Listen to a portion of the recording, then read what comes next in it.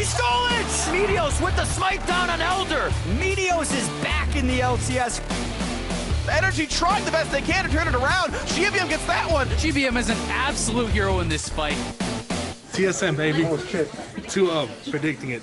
What a finish. TSM are going to clean up the series 2-0 to start off this split. Kempo's going nuts as he takes out Matt. Gets himself a triple kill. And Echo Fox just turned it all around. Can they stop him? He's going to get stopped. A great shot by it. Special. Baron going through to Apex. They are winning this one. Envy are looking to win the game right here and right now. Undefeated in week 1 of the North American LCS.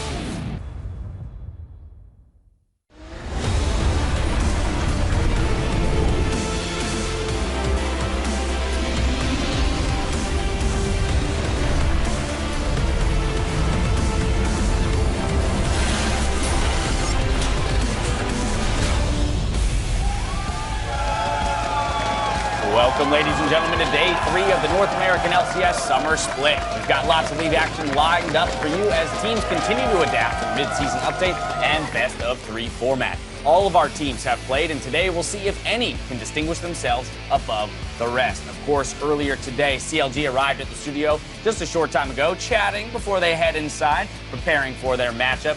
Playing in the battle arena today is going to be TSM with Bjergsen waving hello to fans, and along with Hanser and new teammate Biofrost making their way into the studio. We have Lorlo and, of course, Moon setting up their peripherals, getting set up on stage. Their match will start in no time at all in the arena. Hello, everyone. I'm James Dash Patterson, and joining me on the analyst desk is a terrible twosome on loan from Liquid, Mark Zimmerman, as well as our very own Sam Kobe Hartman. That's cold. How about terrible host? Yeah, how about that? Whoa! How come like everyone else rotates out and James just gets to say is? Yeah. I want to see someone That's else. the advantage of being the only one. He also gets to write all the intros. I don't have to Oh, compete. I don't have to compete for my spot. But today, you two made it onto the analyst desk. I'm glad to have you. Before we kick off today's discussion, we're going to head inside the battle arena, though, to look at a little bit of CLG taking care of business.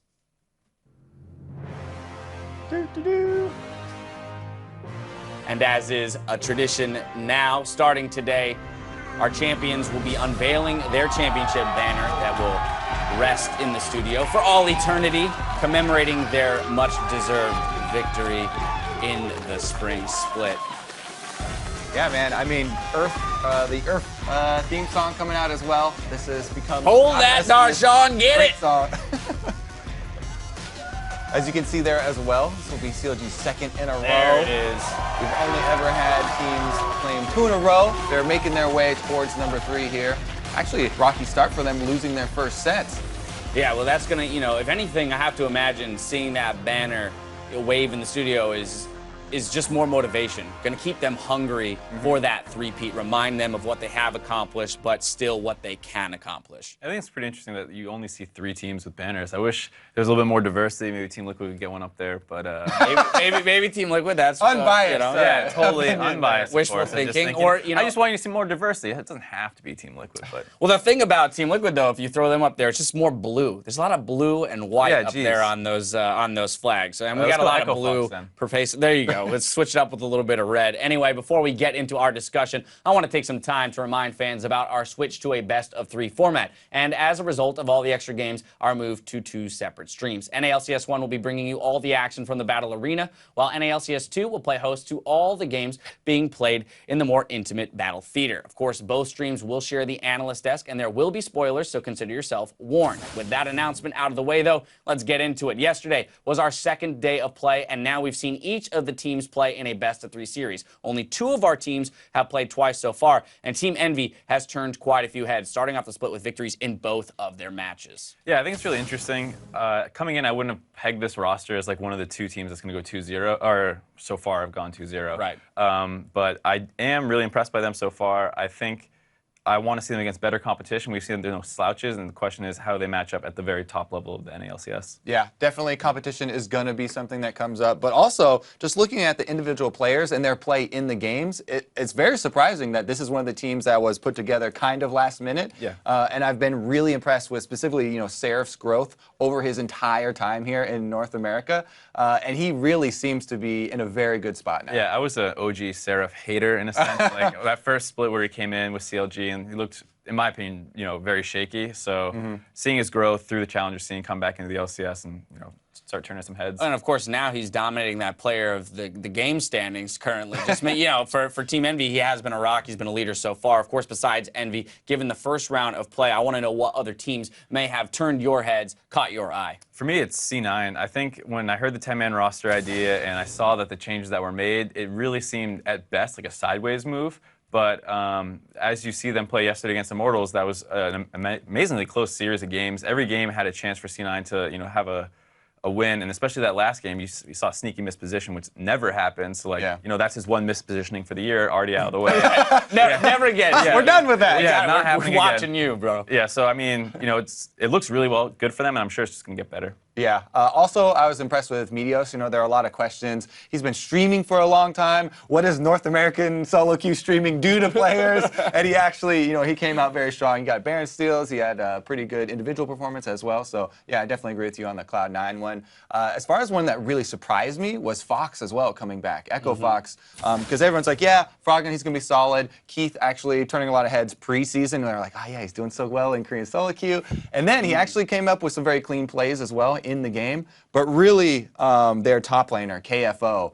This guy, very willing to play carries. That makes it more exciting, and he can play them really well.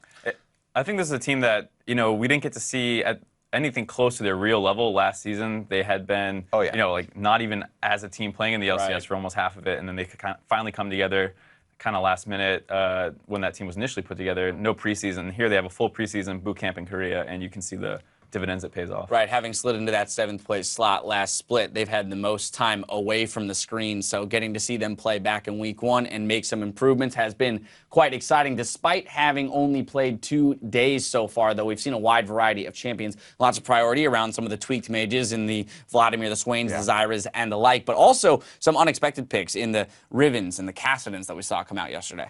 Yeah, I feel like this is how it always goes. Is at the start of the season, you see a lot more pocket picks. So you saw the casting, like you said, the Riven, these kinds of things. And then as you move throughout the season, the meta becomes more defined. You have seen some teams not even prioritizing Vlad. So you can see that these little pockets of practice that come up, and the people who aren't prioritizing Vlad, like Immortals apparently doesn't, I'm sure they'll pick that up. That sounds like a Huni champion to me. So, I think it gets more standard the further you go into the season. Yeah, and it is. We are, this isn't even a new season technically. It's the middle of the season, but we had that big patch. Yeah, it's huge. And then there's so many things to figure out. But yeah, the Immortals Cloud9 game, Vladimir goes unpicked, and then every other game where Vlad's in, everybody's crying out, oh my god, this champion's game-changing, it's broken, why can he heal so much? Yep. Well, that's what the Vampire does. But anyways, the other one that really surprised me actually was the support Zyra pick, because people were expecting Swain. They're like, oh my god, he's got this high win rate. They're definitely going to try and use him, especially people like Quas or anyone who has history on the champion. But the Zyra support, they're first picking it in some of the games, and a lot of these supports, it feels like some of them had a lot of success in scrims, just dealing a bunch of damage as support, and they felt really happy with that. Yeah, it's and weird. being able to bring that to the table. We saw Ashe Zyra yesterday, and it almost makes you long for the old sneaky Defeat Lemon Cloud9, Nation. the ones who I know, were that's actually- what's crazy about it. Is you saw that played into Cloud9. Either way, let's get ourselves a refresh on our current standings. At the top of the table is going to be Team Envy with sole possession of first place. Apex, Echo Fox, and TSM are tied for 2nd. Immortals is in 5th, followed by Cloud9 in 6th. Counterlogic Gaming is tied for 7th with Phoenix 1 and Liquid, while Energy rounds out the league in 10th. But it's still obviously very early in the split, and those standings can swing wildly depending on who wins today. So let's take a look at the competition. Playing in the Battle Arena over on NALCS 1, you'll see Apex continue their freshman LCS week against reigning champs CLG, after which Echo Fox will face off against Cloud9, and then of course in the Battle Theater, TSM and Liquid clash on NALCS 2 stream. Then Immortals and Phoenix 1 take to the stage for the 2nd series. Gentlemen, looking at these 4 matchups that we have today, ones in particular that you're looking at. I think TL versus TSM. We saw TSM look really sharp against CLG. And I'm a little worried that they're just going to smash TL based off what we saw from them yesterday. So That could be a really rough start for TL and a great start for TSM. On the flip side, we have CLG, Kobe, after suffering that 0-2 loss to TSM, they're up against Apex. So one would probably consider Apex to be an easier opponent and looking for CLG to prove something to us today. Easier than TSM, I guess, coming into this, because TSM looked really strong. So CLG, I think they're going to rebound in this game, but they are against Xpecial, the classic historical kryptonite of kind of watching gaming. Killer, And we'll see how Xpecial can do, because he's been performing really well. You know, yesterday he got 2 Player of the Games. So we'll see if he can rack them up against CLG. Right, they 2-0'd themselves yesterday, so they're going to be confident coming in today's matches. Well, with all that, the teams are set, so it's time now to hand it off to our casters for the call. Thank you very much, Dash. Hello. Greetings and salutations. It's your friend Rivington Business III, joined by Aiden Cyrene Moon on call for this game between TSM and Liquid. It looks Also like your friend. Looks like we have been called in, and yes, Cyrene, you are also everybody's friend. I feel like it's almost like a family aspect now. Everybody out there, everybody in here, it's one big family hug as we get into our first game. We got our first look at both of these teams already this weekend, and TSM is looking pretty clean so far, coming off of, I wouldn't say the bench, coming off of what they had in the kind of break. Yeah, coming off of boot camp.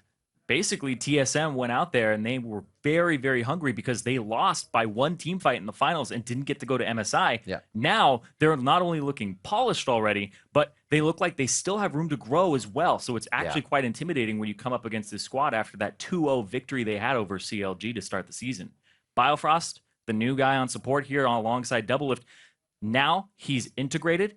It's a very aggressive team. They're pressuring every lane, and that's how they're winning the game, is they're taking control. Yep. We saw in the first game, they exploited Huhi in the mid lane, and then in top lane, the next game, they've recognized the Fiora was the weak point, and then they camped top lane. So they're very good at identifying the weakness and going for it with all the pressure they have. And on the flip side, it's easy to identify for Team Liquid the fact that, you know, Dardoch's not there. There's a kind of a hole in the jungle that Moon is trying to fill right now, but all the struggles cannot be blamed in that area.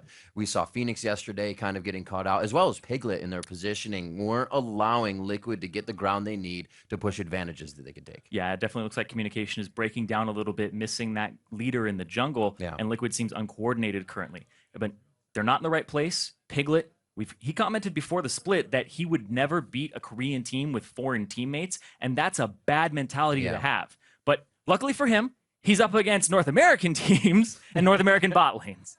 Hopefully he can get that locked down. And Liquid bot lane is certainly going to be a focus for TSM in this one, no doubt about it. We spoke with Doublelift earlier to get his perspective on Liquid and their star carry.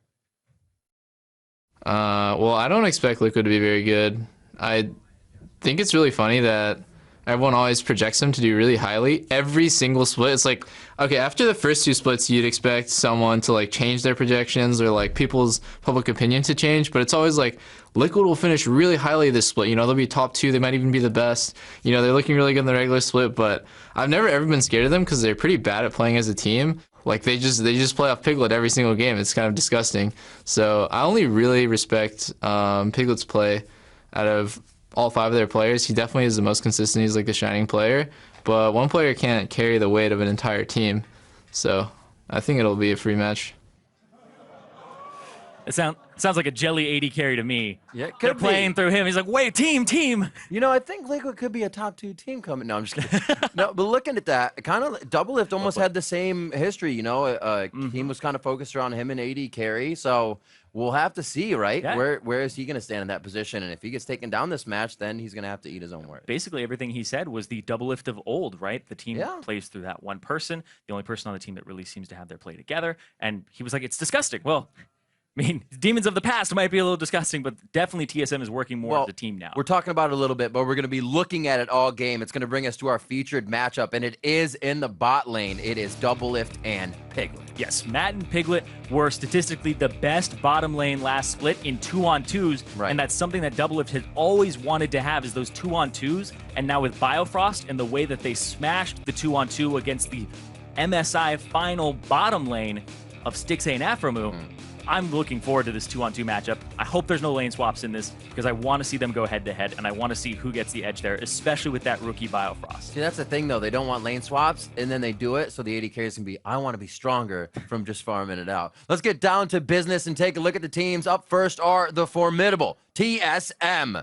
That means in the top lane, it is Haunter, In the jungle, Sven Skaren. Mid lane is Bjergsen. Double lift at AD carry on that featured matchup with his new support, Biofrost and Coach Parth. And meeting TSM in battle here today is Liquid. In the top lane, Lorlo. In the jungle, Moon. Mid lane, Phoenix. AD carry, Piglet. Support, Matt. And Coach, Loco Doco.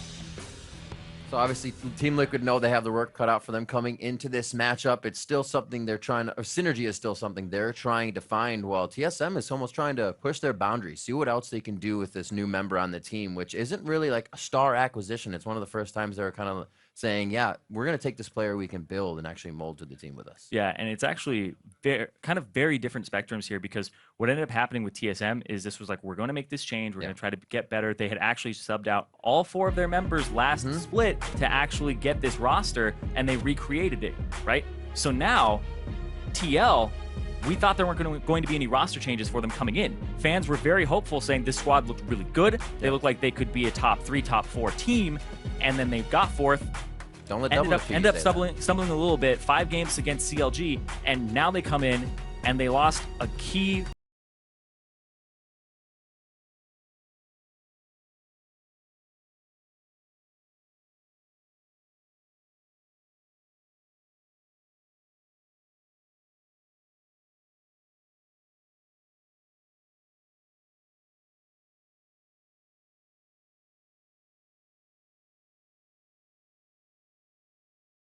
Right now compared to the rest of the world. Zyra is highly prioritized right now with an incredibly high presence in North America in both pick and ban in terms of how many games we'd actually seen her in Champion Select versus every other region. Karma's up there as well. Some regions are actually picking Karma. Korea is also on top of that, but not to the same level that we are here in NA. And Azir, it's funny because Azir's actually been picked 3 times, banned away a lot, but hasn't won a game in NA yet. Kindred kind of feeling the same way in that Kindred's 0% win rate on 2 picks. Yep. Looking at as well, Mark was kind of talking about the mini metas that are showing up in each game, or how it's kind of flexing between the teams. And when TSM took on CLG, Azir actually wasn't even anything. Yeah. They played in that. Now comes back with these teams. So we're seeing actually a decent amount of things open here. Echo, Swain, Maokai, Vladimir. We're seeing a lot of powerful champions rise on top of that as well. A lot of things here. A lot of power picks. I'd be very surprised if this wasn't one of those power picks first pick. Even Lucian would be a great got pick. A lot of love in this ban phase. Yeah, that's true. They threw a lot at Biofrost. 2 supports. We saw him on Karma. What else does he got? Yeah. Does he have other aggressive champions? Because they banned out the 2 champions we saw him play. There might be a threat. True. But they banned out the 2 champions we saw him playing, so he's going to have to go to something else. That Rise is going to go over to TSM to start off as well. We can see the team of Liquid chatting it up, making sure they know what their picks are. It's the Maokai, it's the Lucian. Why not? You have a great start to a team there, and you can really put anything around it. You have a bit of initiation. You also have a way to peel for your AD carry already. What is going to come out on the side of Team SoloMid? Been playing pretty methodical. Still a team where we see a slower early game, and then Bjergsen showing up in the late game fights, or Haunser kind of carrying from those late game fights. Styles TSM still rolls with. So right now, I assume you'll pick up a jungler, maybe pick up a priority support, possibly the Trundle, which is next in terms of popularity after these 2 in NA. Like you said, possibly a Thresh. The thing with the Trundle is it doesn't give you that type of lane presence that Biofrost has had alongside Doublelift to win the lane. Bard is still there. That's true. Bard is actually... You could actually pull out the Bard for this. Bard is actually rather low priority in NA compared to other regions, so it's actually quite interesting. Junglers as well kind of pushed to the side here. Rek'Sai is going to get picked up, but there were, like you said, there were a lot of other picks left up. And we've seen them roll around as Echo, Rise, Maokai, and Lucian before the jungler does get grabbed. So that doesn't really mean too much for TL. Yeah, show the jungler here. These are flex picks as well. Rise and Echo, you can put one in the top, one in the mid. Both of them are reversible there. But this is big because TSM ended up getting 3 what are S tier now, S tier champions after what was banned. Rek'Sai is pretty much next in the tier list after Kindred and Italy in the jungle. Rise, top tier top laner, as well as Echo. So TSM right now basically have everything you want. And TL, a little bit different here. Well, they have the wave clear now, that's for sure. Still, to keep themselves safe if they do get sieged on by this team. Just completely dove over and over again, depending on how good the positioning becomes and the warding from TSM. I actually have the work cut out for him. I actually think Anivia is incredibly powerful, especially on this patch, 610. Anivia got a lot of quality of life changes that ended up buffing her and making her feel really good and not so clunky, but it ended up giving her a lot of power, low mana costs that haven't been nerfed, which they are in 611. But Anivia against Ryze, you have the wall to keep him out, you have slows, you have a stun. He usually stands pretty close to his initial point while he's slinging spells, because they do have a cast time. You only need a moment to break that. And I expect him to go Strength of Ages, because when you're Anivia and you get Strength of Ages, the health is actually multiplied by 2 because you have your egg. And Ryze typically early on does not have enough mana to kill 2 HP.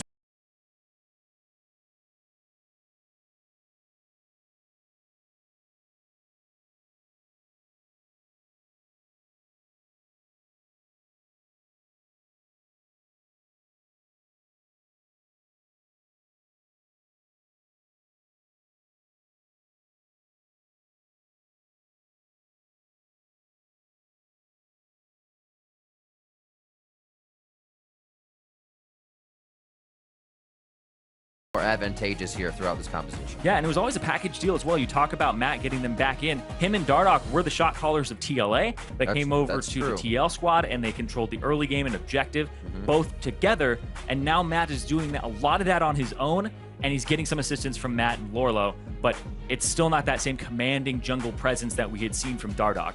And I want to talk about TSM's last 2 picks here, the Sivir and the Nami, because you would actually think that they would pick Caitlyn here against the Lucian, just have that long range, and Caitlyn Nami is an incredible bully lane.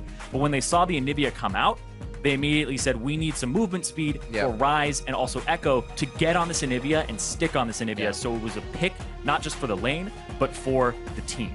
Nami as well, always a great pickup for the in or the out. The oops actually lets you use Tidal Wave to back up here. A lot of engage and disengage here. Speed on speed, you put your team in that Tidal Wave and they're gonna zip as well. So can TSM roll on with another win, or will Liquid stop them cold? Tell us on Twitter, use the hashtag TSM win or the hashtag TL win, and we'll tally those up as we get into game. We're gonna have to see if TL can grab the early lead. It's really going to be helpful for them, since TSM has seemed to get their warding out early, control these objectives, with the Dragons being a new thing. TSM kind of goes back to a team that understands the worth of those and has really been locking them down. We are just about to get on to the Rift, our final day here of week 1, and we're going to start off in the battle arena, the intimate battle arena. Thank you all for joining us here in this nice close setting. We're going to be on the Rift. It's TSM versus Team Liquid. We'll see who takes this game 1 of a best-of-3 series. And looking at how the compositions will want to actually execute in the mid-late game, TSM, movement speed, engage, a little bit of disengage as well, but this is a team that wants to run you down, strike swiftly, run past the Maokai, get to these carries, and kill them as fast as possible. The Anivia Phoenix, he'll have a little bit of a wrench in that with his egg, but then you go over to TL side, and everybody's running TP. Double TP for both sides, so split pushing 1-3-1 is a possibility. But this is a team fighting comp. They want a 5v5. They want a 5v5 and have that structure of Maokai in front, have the Anivia long range, and then have the Lucian mid-range with the heals from Matt coming out.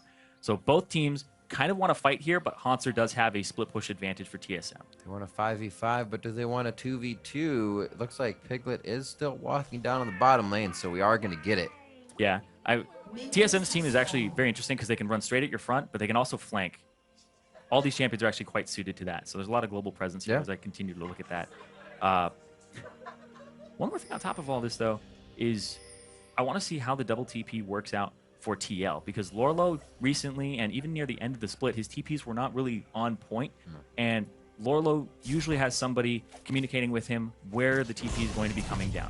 Matt is usually the guy to do that, but I want to see what happens, because Moon typically doesn't respond too well to jungle pressure, and as we have seen Svenskeren kind of grow in the playoffs and grow during the start of the season, he is always in the enemy jungle. He pushes up, Bjergsen pushes up, they invade. I want to see how Moon responds if that ends up being the strategy here for TSM. So we'll keep an eye on that, and as well in this bot lane here for our featured matchup, Doublift versus Piglet. And the Harass is going to come out very strong in the beginning. Little ebb and flow back and forth as Biofrost gets his attacks in.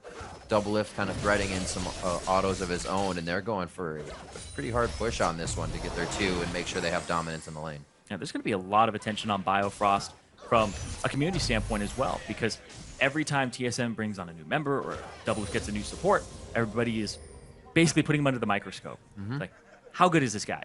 Biofrost was not that spectacular in Challenger on the Dream Team, but he ended up kind of coming into his own, and he's really actually quite good at the bully style, so he fits the style of the team and what they're going for. It kind of reminds me of Adrian. Adrian was named 10Q back in Challenger, and he was not that great of a player, actually. He was missing a lot of Morgana bindings, etc. And now when he's on Immortals, and all he has to do is really play a certain style around Wild Turtle, he doesn't have to go for, you know, the Leona plays that he did on TIP and be aggressive. That's very true. Kind of wonder where those went, but yeah, the style has completely changed for him.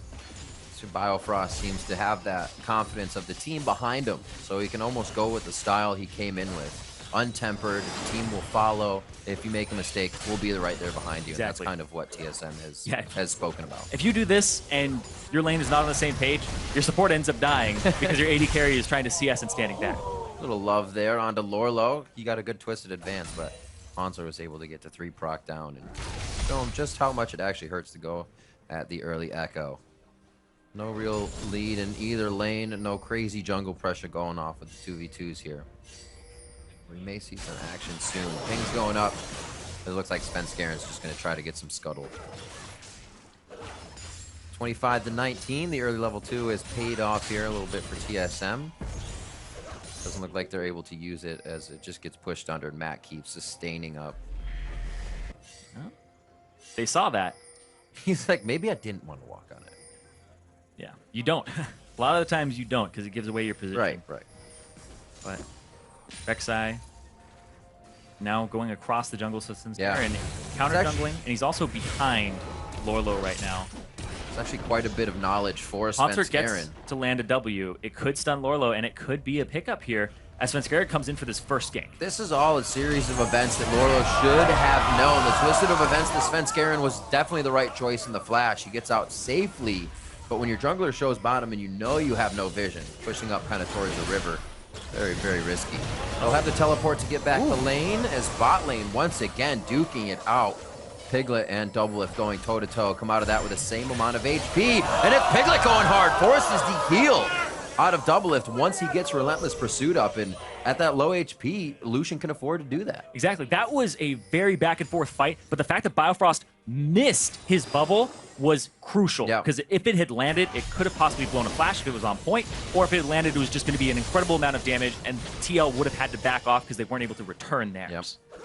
Piglet, knowing his boundaries, knowing he would have gotten the auto attacks off first to Doublelift's low health. And now coming up on 6 minutes. I think we're getting the match we wanted out of this bottom lane. Yeah, usually but here comes Moon from behind. Very, very safe. It's going to be a gank in this bot lane. The bubble is low. He's going to either choose to heal or bubble on this. Biofrost is low. The kill from Piglet goes over to Doublelift for first blood. And Biofrost flashes in this instant, thinking he could save himself, but unfortunately goes down in the same instance. 2-0 now for TL. All right. Lorlo gets ignited down, a little bit of minion damage. The tree gets cut up. Oh, so the TP comes through. Lorlo picks up Biofrost, and Biofrost actually flashes back under the turret, and it ends up being quite good for him. Oh, his ignite was already used. Yeah. He just got cannoned away. Uh-huh. We'll see it again right here. Walks through, immediately silence, blows up Doublelift so he can't even flash. And then the ignite on Piglet to make him back up. And then he was hoping that he would end up dying. Piglet gets out of range. Sniper and then turret. He turns around because he wants to get his sap magic off. He's so close to getting his sap magic off. It was like half arcade. Yeah, I'm pretty sure that was going to be Arcane Smash into an auto attack that would have given him the heal. The thing's strong, man. Winions, Biofrost picking up a kill. Yeah, no assist over to Doublelift, though. So that's 2 kills to Piglet with nothing for Doublelift except for that death. Couldn't go anywhere if you were the AD carry on that end. You'd feel pretty bad trying to come back with the same amount of items, but now Piglet is going to try and stay in his face and continue to do that damage. Biofrost is going to have his work cut out for him as well to keep that sustained up. So Moon making some entrances, was seen bottom, but actually made the repeat. They know they need to actually shut down that bot lane as well. Yep. They see Svenskeren on the side, and that's actually prompting Lorlo to come through here and Phoenix to be aggressive. Wall out. Not too much damage to Bjergsen just yet as things aren't leveled. Doesn't blow a flash, doesn't blow too much, and he's able to walk out. But Team Liquid's very active in this early game. Yeah, very active, but still ending up behind in gold just slightly because of those kills. And also the jungle pressure. You can see Svenskeren right now wasting no time, goes, checks out the entire jungle of Moon on the right side. And I've actually noticed this when I watch the replays. TSM make a lot of use of these jungle timers, but hold on. They're going to make a lot of use of this mid lane. Oh, looks like they're going to scramble Phoenix on this one. Do they have enough time? It's going to be Moon from the side. He uses everything he has to try and deter that, but Phoenix goes down, teleports down. Wait, Moon's walking up. Why would Moon walk up? He doesn't think Bjergsen has the damage at that point or the cooldown to root him. And they immediately turn on him and they go straight through those minions. They don't give a damn about them. That's the second time the TSM has done something like that mid lane. This is a very practiced strategy. You can tell the way that they're flanking and the timing that they have on it. Very aggressive style here from TSM. Last split, it was all about sitting back and kind of letting the game happen and then reacting. TSM are being aggressive. You're seeing that their boot camp actually meant something for this squad. And they're promoting this very quickly. The vision's not necessarily there, but they're still going in as fast as they can. Yeah, multiple flashes. That is no hesitation there. They know Moon's doing the red buff. They know he's on the left side of the map. Avoid it, go in, guaranteed. Guaranteed that it is a 3-on-1 for that moment, and Moon walks up, and you think the minions are going to body block some of that for you, but it's not. Everything they have in timing works out for him, too. If it went bad, Haunter had Chrono Break. He was the first one to take aggro. Very well planned in the whole situation. And Team Liquid are now thinking, you know, why weren't our ganks becoming that successful? Why could not? Or why couldn't have gone that well for us? And it makes it more difficult now, because once you try things and continue to fall behind, where do you find the window to get the advantage? Exactly, and that wasn't even a TP from Haunter, right? He walked down from top lane. Lorlo used his TP to get to the bottom lane. So the TPs were completely up for TSM, and they can always make a play onto the TL bot lane because they keep shoving up now, and it's just back and forth pressure. We say what can they do now, but they actually have a team that can do quite a bit later as well for Team Liquid side. So they have that time to wait for.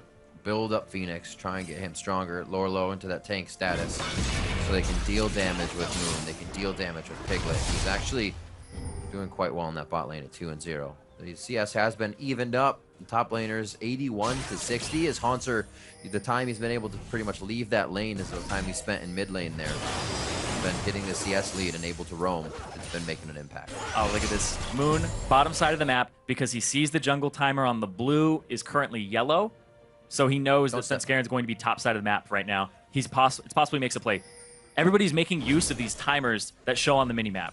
That he didn't step on. Could be the Void Rush he wishes he stepped on. We'll have to see here. There it is. Goes down. There's the Void Rush right over to the Krug Pit.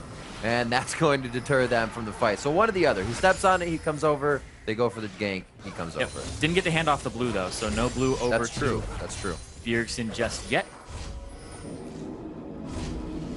Bjergsen will go back. He'll be like, I'll just come out and get it myself. Yeah. He's getting pretty big himself here. And actually looking at the mid lane, Phoenix took Thunderlords. He didn't take Strength of Ages. We've seen both for Nivea. The Thunderlords is just that huge amount of damage where you have extra flat penetration from the Precision Mastery. And the Strength of Ages is just survivability because you rely on Nivea's already high damage, but it's a stylistic thing. Yep. We know Phoenix. He likes to do damage. Yeah. He's the one making plays a lot of the time. Him and Piglet. Matt as well when he's on a Bard on that Janna. This time it's going to be the Soraka for that bot lane, who so far have gotten the featured matchup, I'd say, in their favor for the most part. The rest of the map not going in favor of Team Liquid, however. Strong solo lanes from Bjergsen and Haunter. Svenskeren as well getting in on some mid lane ganks here. So TSM is saying, all right, if the bot lane's kind of going to be like that, they're going to be aggressive, Moon will keep being there, we're going to work the other side of it. I'm just looking at how aggressive TSM is being as well.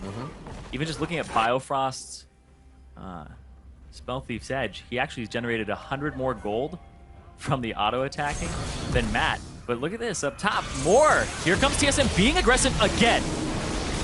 Orlo, twisted advance. Vengeful Maelstrom is on. Goes down eventually. 3 is a crowd, and it's too much for Lorlo to take on. They're going to have this turret as well. Maybe a Dragon Answer on the other side, but it looks like they're actually going to be going for the turret as well. Yeah. They're actually going to want the kills and the turret. He walked over it. Did they spot it? They pinged it out. The culling somewhat connecting. Gotta kill him. And out.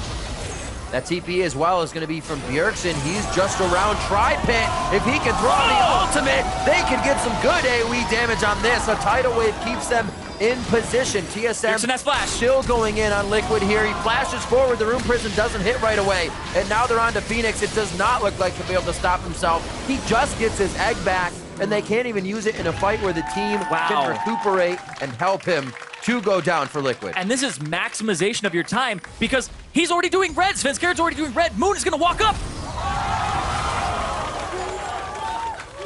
Unfortunate. There's not much more you can say about that. Going up, thinking the fight was bot lane, and then my jungle's clear. I'll be all right to do this. Smite the health back. And you were so wrong. Yeah, it's a 4-on-4 for the longest time in the bot lane. Lorlo continues to channel his TP, doesn't cancel it, shows up, so he isn't on that top side, and Svenskeren the entire time is just walking into the red. And Bjergsen. If Haunter had mana, they probably would have gone past that turret, got him, and then pretty much 100%. You can see how aggressive he's been with his Dark Seal. 5 stacks on it for Haunter at the moment. Definitely a game to keep an eye on for continuously locking down advantages. See how this bottom play happens once more. TPs. Svenskeren stays top to finish off the turret, I believe. Almost gets the stun and gets the flash, but that tidal wave from Biofrost was so good. That's how they ended up continuing the fight. That's how they got the jump on the bush, or else it would have been a counter there, and it would have been able to give TL the jump. Before this ends, look at all the wards as well. Up the path that Moon is going to take to red. So Svenskeren knew the whole time. He's like, oh, I'll take your red, and you'll be here in 15 seconds. I'll take that kill. He took the so turret, many wards. He stayed there. He had his Void Rush up, and instead of going down and using Rek'Sai's abilities, decides, you know, rest of you guys got this. I'm going to maximize my time, get the red, be a huge bully. And I feel like the change where you can see in Fog of War when the buff is going to spawn has been big for TSM, and they've actually been exploiting that so much. Also, seeing the level advantages here, level 11 to 9 on Lorlo. That's actually huge for second ult. 11 for Bjergsen to 10 of Phoenix as well for that second ult power. So really have a lot to work with on the side of Team SoloMid, and they're finding ways to pressure that over and over again. Here again, Svenskeren in the face of Moon, and it's even drawing Piglet out. You maybe not get the kill here, but you're being a nuisance, and you're keeping TL away from the experience, away from pushing the lane team. TSM have shown a mastery. I know it's only 3 games, but they've shown a mastery of how to do split pressure. I think the only time I can really knock him for it is Game 2 against CLG, where Svenskeren checked the red buff when Bjergsen was doing his own Raptors, right? Where he got caught out and blown up. But they're showing that they've practiced this a lot, that their communication is much better than it was last split. And TSM, they're making statements pretty much every game that these are going to be as fast as they can possibly make, and they're going to try to close these games out quickly. I mean, TL came in with an idea, hoping that 2 of Biofrost would throw him off. He wouldn't be able to kind of be a link they need in the bot lane, and TSM could crumble there. Still able to come out with the Nami, and still, while they got beat in the bot lane, focus the other side of the map. Well, they're getting Biofrost to show more, which is good, but at the same time, he seems like a well-rounded player. Yeah. When I've heard Doublelift talk about Biofrost, he has nothing but praise for this guy, and they play basically on the same wavelength. They both have the same mentality about how they want to play bottom lane, which is something that Doublelift didn't have with Yellow Stark, because it was all about the roaming with him. It was about winning the map instead of the lane. And Doublelift is like, hey, you pick Nami, you go pick Karma, pick these champions that are going to win the game for us through the lane. And that's what he's all about, is just that pressure. And with the range support meta coming up, Biofrost seems well suited to that, as TSM give Haunter another advantage in the top lane. Yeah, that's a 20-minute Herald, so he will be very happy with that. And it's going to be even harder for Lorlo to step up to him as well when that lane gets pushed up. The warding is still there. Sightstone on Svenskeren. I've been meaning to look at this. Moon has been not able to grab one, so only the Sightstone on Matt, and the wards that TSM has been able to put out make them almost look like even more all-stars, right? The plays seem seamless. Everything just continues to happen. They're kind of putting it in on the plate for themselves here. Bjergsen roaming around, and they're almost doing this freely. One person in the jungle here, one person in the jungle there. They have complete control over the jungle right now. And it's all by pressure. They understand how to advance ward lines. They understand that getting control of the jungle is crucial. I feel quite scared for this bot lane. I feel like it's going to get dove very, very soon. That's what they're saying, because they heard Rek'Sai tunnel. They didn't see him anywhere on the top side of the map for a few seconds. And they're calling Moon down right now. They're saying, you know what, something's probably going to happen here because they're playing a little unusual. Right. Their demeanor changed for a second. If it wasn't going to happen on the siege wave, they probably know they have some room to breathe now. So hold off. Biofrost actually is going to set up a little bit here to see if they can bait somebody out. Doublelift's going to stand off by himself. It's actually a good bait because we all know Doublelift is sometimes by himself. Yep, picking up the farm. Svenskeren though. Oh, ward went over. Didn't see him though.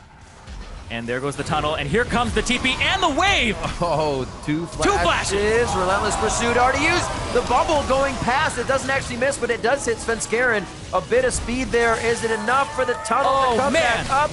Oh, he's just roaming around. He's saying, do you want it? I actually grabbed it. My bad. And they head out on that one. Even though it didn't look like the opportune time, they were still able to execute. Full commitment here. TSM, last split, we were criticizing them over and over again. When they group up as 5, they don't look that great because nobody is supporting each other and they're all doing their own thing. Yeah. Even there, Doublelift is healing Svenskeren to get him closer to continue to deal damage to Piglet and continue to tank the turret for him. So everybody is helping each other out here. You're seeing comes through, uses the tidal wave against the wall, and Piglet actually dashed at the same time, got both flashes, so the follow-up flash and the Sivir speed. Ignite goes down, and then the heal to get Svenskeren closer to continue tanking the turret. Oh man, comes up, takes the kill though. Oh, another fight mid lane. Here's Bjergsen actually teleporting onto a minion in that last replay to kind of help get the team past the turret. He was left out to dry in the party though, as he saw both Team Liquid members flash away. That doesn't stop them from staying in Team Liquid's jungle right now, trying to give them a whole hell of a lot of trouble.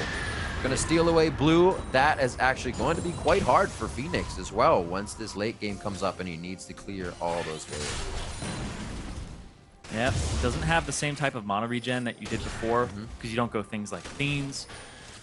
You end up having to take some damage to get mana back, and then the tier actually just reduces the cost instead of giving you a flat regen. But also, on the top side of the map, while everything was going down mid and on the right side, Lorla was forced to blow Flash at the Baron pit because Biofrost walked up with his Eon and just kept slowing him as Doublelift and Bjergsen were closing in. So no Flash for the Maokai right now, no Twisted Advance combo, and already 8,000 gold up for TSM. And they're only getting things that help them dominate. A Mountain Drake to come out, which means once they approach these turrets, take that little bit of extra damage. It'll be their second one too. With 1 minute coming up. Of the next Dragon out. Baron is on the board, 20 minutes in. And this is one of those games that you look at the composition and you would love to just say, yeah, TL, they can stall, they scale because they have a Nivea. It's not necessarily true here. Eventually, Doublelift might invest into an Executioner's Calling and shut down Matt even more. Yeah. And Phoenix, well, there's a lot of answers to him. Bjergsen, Hanser, Svenskeren, and Doublelift's ultimate on the hunt. They'd be able to actually close that distance. So it's going to take a lot because Moon is not playing a CC jungler. If you look at this squad, all the CC is Phoenix with his wall and his stun. Little bit of a silence from Matt, right? But it's not really a hard CC That's conditional, yeah. And Lorlo, just Maokai, right? You don't have a jungler that's offering CC in this. So you don't have that same type of tank wall that you normally have for an Anivia. Yeah, the tank wall go on that is they're actually able to focus Lorlo right now. Pretty much the first one off the bat. Like you said, the second Mountain Drake here is obviously going to be in TSM's control, which gives them even more objective and turret control. It's a Mountain Drake, and our game still says has slain the dragon. What's up with that, man? Such a stickler. That's true. I still say mana. So I say mana. I know. I got you guys on that. It's good. It's a mana train. So that's the only thing I've ever contributed to the casting team. Is getting people to say mana. You said it. I'm not, I mean, I don't feel that way. 9K now. It's just increasing here as TSM continues to slowly, like, kind of bleed them out. It seems like they could take one more thing, but they want to make sure it happens 100% in their favor. They don't even want to lose a member on the side of TSM when they do something next. Haunter here obviously knows he can play it very safe while being aggressive in the bot lane. Oh yeah, Nobody can really he's take got him down. Rift right Herald, right? He's got the glimpse of the Exactly. void, so he's able to bully out somebody who he's 2 levels up on. Already has an advantage on an offensive item, and he has it for another 14 minutes. Exactly, and he has a better matchup too. And here comes Haunter straight through, roll in, actually hit the turret with it. Why not? And just continue to walk on out. Get that chip damage, do that 3-4 times, that turret's yours, and you open up the map more. But look at that wall, and all the CC used. Oh, Svenskeren very low. That seemed to be the focus, and Liquid wasn't really drawing their eyes to the rest of the members coming in for TSM. The vision doesn't seem to be there to want to go on either side of the wall. Some minion waves to be prepped as well, and TSM backs off of this fight, knowing they still have the lead, and they can play it safe. So Biofrost is actually showing really good usage of the ultimate here, the tidal wave, because a lot of people are going with the flavor of the month and being like, oh, I'm popping on Nami because it's a good champion, you know, it's just going to be very easy to play because I just need the pressure. But he's actually using the abilities correctly. He's showing mastery of them. So he's showing that he didn't just pick it up because he wants to get on that train. It's also, this champion is actually quite good in his hands. Maybe he's played it a lot before. I would actually probably say he has, because he's actually using it on choke points, whereas your initial reaction would be, I'm going to throw it at people directly and like knock up the back line. But he's like, no, I'm going to go through choke points, make sure that they actually can't use this point as an option and get it for my team. He was also using Braum Ultimate the same way the other day. Yeah, as a support main myself, I feel there's this inkling of love playmaking to Biofrost, so he focuses on those types of champions. He likes to be able to get in the front, have the team follow him for a flash bubble or something like that, and they're confident in that from what we've seen in the play. And it's a little different too, because it's not just solely I'm gonna make plays, I'm playing Thresh, right? I think the guy, it's not just I'm gonna play Janna and do something with the Monsoon and save my team. Exactly. I want to initiate that fight. Exactly. It's enabling his team to continue making a play. Yeah. Because if you tidal wave a choke point, it cuts off an option that makes the enemy team more predictable, because you're like, oh, he's gonna do this or that, and it's like, well, he can't do that anymore, so he has to do this, and then your team follows up on that, and it looks like this one guy's doing something completely brilliant. It's like, oh, he got him. It's like, well, actually, he had really no other option because it was cut off by this guy. Yeah. And that's what Biofrost has been doing this game. You make other players make the play. Like, you already know what's gonna happen. Yeah. Force them into the wall, force them into the bubble, because you know the positioning. 9-2. The knowledge of positioning, warding, and the rest have given a 9,000 gold lead. Actually, they've earned the 9,000 gold lead to TSM. 2 Mountain Drakes as well. Means bad things for the objectives and turrets on the map if they are able to approach. And this is where we figured TL would be able to somewhat hold here, right at the front of their base. It's 1-3-1 get some though. clears down. It's going to be a 1-3-1 here, and the top jungle is where TSM want to ward up, clear all the pink wards, clear all the vision, rotate back and forth, and get swift hits on turrets, and then retreat back to where you were and continue pushing. And sometimes group is 5 and collapse, but make sure you shoved your waves out so you can come back to them right after, which is just what Bjergsen did, and Haunter will most likely do in a few seconds here, or he's going to rotate to mid as they 4-man top because they have the inside track here, and they're getting that damage. Svenskeren stops them from coming in. TL consistently there second. Piglet gets caught in the front. Piglet flashes out of that with Here comes the Haunter! wish. Mac keeps him alive. Haunter to the back line to take Piglet down immediately, even after he uses both summoners. Haunter is a beast in the back line right now as Lorlo tries to do the same on the reverse. Lorlo now coming back for Peel as he realizes he can't deliver the same damage, and TSM pushed through another turret. 2-1. It's not over. It's never over, it seems, in this game. Haunter's still in. Haunter's still alive with the shield from Parallel Convergence, and they've pushed off Liquid once again as they went in for a pretty heady initiation there, but didn't want it in the end. Yeah, I didn't see how Biofrost ended up dying there, so I'll have to look at that again when we get the replay, but that was TSM all on the same page with the team fighting. Haunter with the brilliant flank. Phoenix had to clear out mid lane, so he TP'd into the fight as Haunter was already flanking. You're walking up. He didn't even have to TP. He walked up to that fight and was able to get the best positioning on it that you could hope for as an Echo.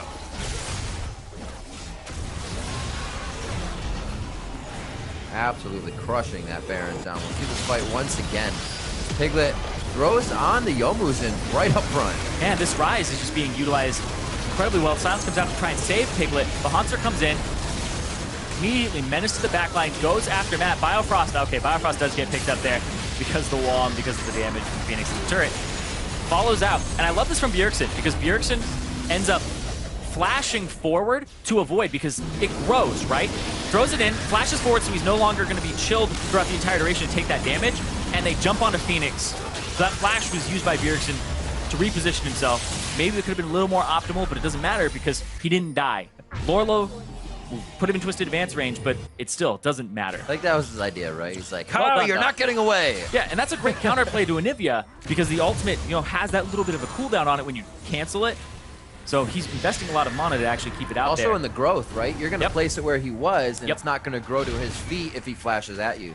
So he kind of dodged a lot there, as well as getting super hypey.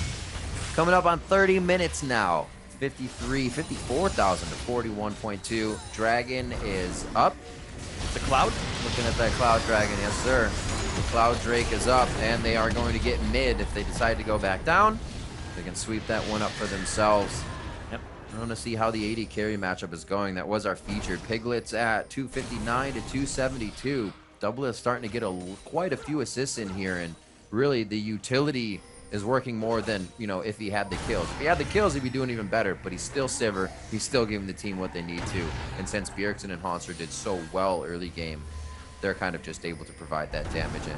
Banner of Command as well to make things even harder coming out from Biofrost. Well, it's Banner of Command. You have Baron buff. You have 2 Earth Drakes, Mountain Drakes. There you go. And so you 1-3-1.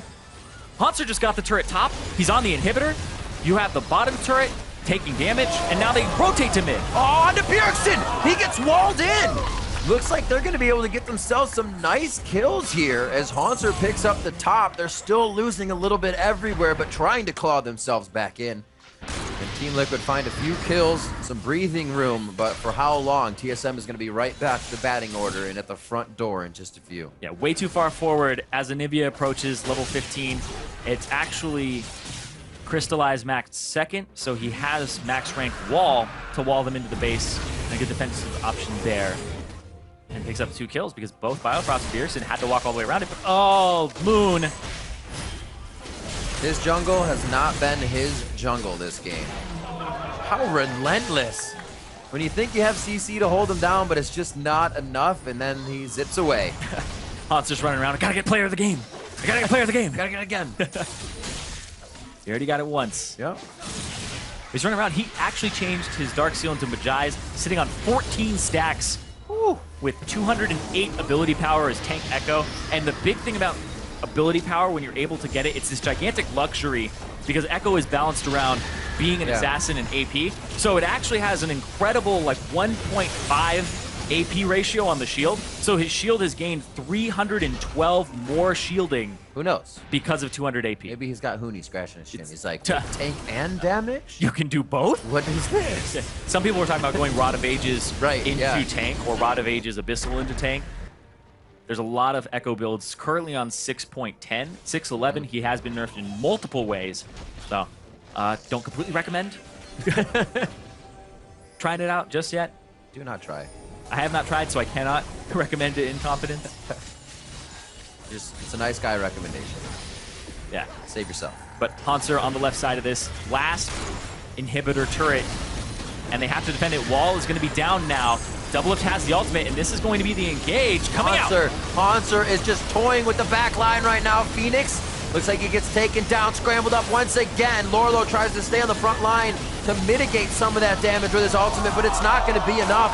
TSM are just cruising through the base, cruising through Team Liquid's members, and they're going to be looking for the Nexus turret soon. The minions are there. The damage from 2 of the Mountain Drakes, as well as the Baron. I believe the Rift Herald is even still on Haunter right now. He got it at 16 minutes, so he's good to go. They're going to be on the Nexus turrets. They're going to be on the Nexus. TSM will look to take game 1 of the series over Team Liquid.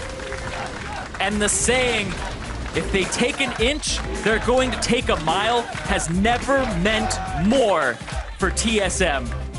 This squad looks incredibly aggressive. They have pressure in every lane, and they group up and they identify where the opportunities are so quickly to the point that Hanser ends the game with 25 Magi stacks, maxed out.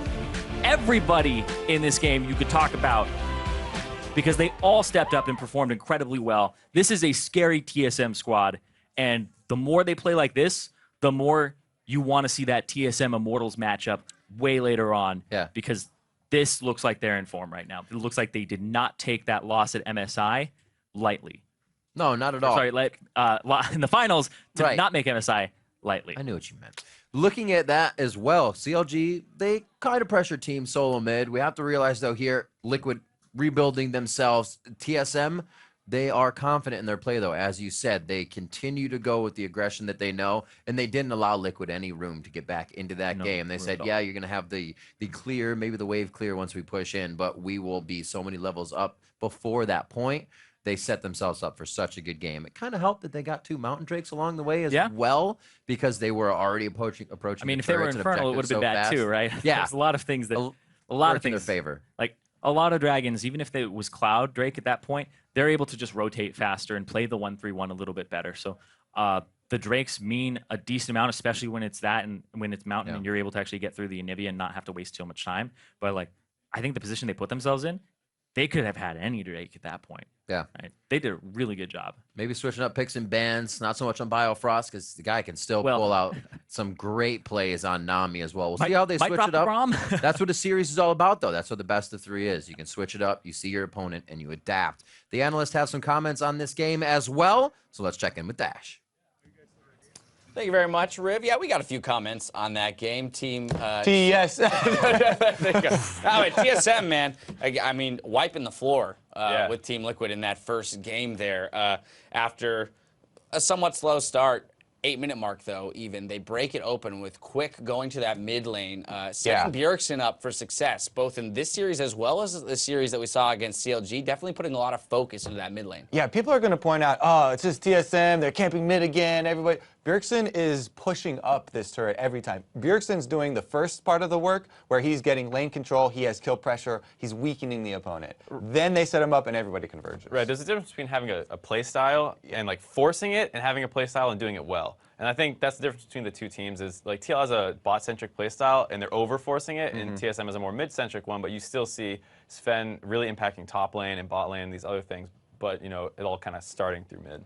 Yeah, I mean, in the CLG series that we saw on Friday, they were actually executing this even a little bit sooner, as soon as he hit level 6, being able to capitalize on the level 5 of Huhi. Here, though, waiting for Ryze to hit that level 6, using his ultimate to clear the wave and push it up the turret here. And this is the aftermath now. Anivia, no escape, as both Hanser and Svenskeren show up. Yeah, oh, sorry. They're between 2 turrets. They get the dive. It's pretty clean. Hanser has already had a lead that Sven helped him get, and then Moon just walks up here, and there's no reason to. Like, the wave's already dead. The turret's not going to go down, and he just sets himself up to hand over another kill. Yeah, that extra kill right there is a really big snowball kill, actually, because that was a very avoidable death right there, and they weren't going to get much more turret damage. Like, the minion wave had timed out anyway, so that was unnecessary, but it definitely is worth noting. Hanser is also a huge tool that they're using. It's not just Bjergsen, mid lane, TSM, mid lane team. Hanser, Lorlo, he beat Lorlo a little bit, but then Lorlo also teleported bottom, so there's this huge CS discrepancy, and then the Echo has complete control of the lane,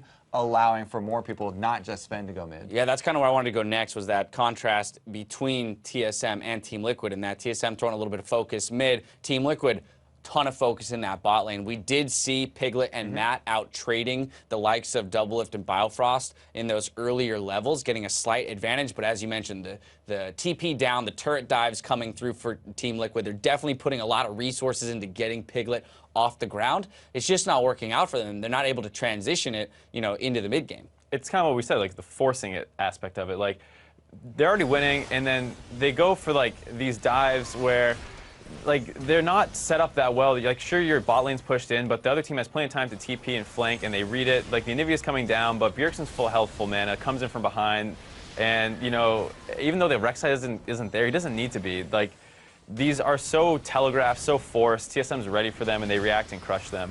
And it's just like a long chase down from there. They're caught in the other team's jungle. Lorlo finally gets in on that ward, and it's just, like, way too late. Yeah, I mean, I think I love the word you're using in terms of forcing playstyle as opposed to like having the playstyle and executing it correctly, letting it evolve, and then playing it out correctly. Because that's what it feels like for Team Liquid. They have this idea of the way we're supposed to win the game is through Piglet, it's through our bottom lane. So again, you know, being overzealous in all of their moves, trying to force the setups. Yeah, I mean, their bottom lane did earn some small advantages over Doublelift and Biofrost. But again, you guys keep bringing it up. It's the execution, right? They force it too much, and at that point, there are too many answers from TSM. You have to be very, very cognizant of what the other lanes are doing. You can't just only tunnel vision on their direct opponent. The first CP play they made, you pointed it out that the Maokai had just gotten forced out of lane. Lorlo just had to blow his flash to live, went back to base, and then you're instantly forcing a play again on the bot side that they're calling to TP him before he even really needs to be there. Like, your bot lane's winning. You don't need to force it right then. Let your Maokai get some CS, and instead he falls down 20. Kind of give up control of the lane. As we see here, the champion select graphic coming up. We did see that Anivia come through. Wasn't enough to slow TSM down with that gold lead they had accrued, plus those couple of Mountain Drakes that they picked up definitely aided them in their pushing down of the turrets. But I do want to push us ahead to our player of the game honors, which is going to go over to Hanser in this game, being super disruptive in the backline on that Echo. I've always been impressed by his Echo play, but we saw in the top lane near the end of the game, just 1v3ing in the backline, allowing his team to kind of push up and safely throw their damage out. Hanser is definitely a monster, and he's going to be a monster for this whole split. I think he performed really well yesterday. I think that he's just going to have a really good year, honestly. Yeah, you see the whole team of TSM has really come together. These mid plays are not just like Bjergsen, like solo killing. You know, Hanser's there, he's spreading his lead around. They're doing a good job of like, once I get ahead, I'm going to get you ahead. So.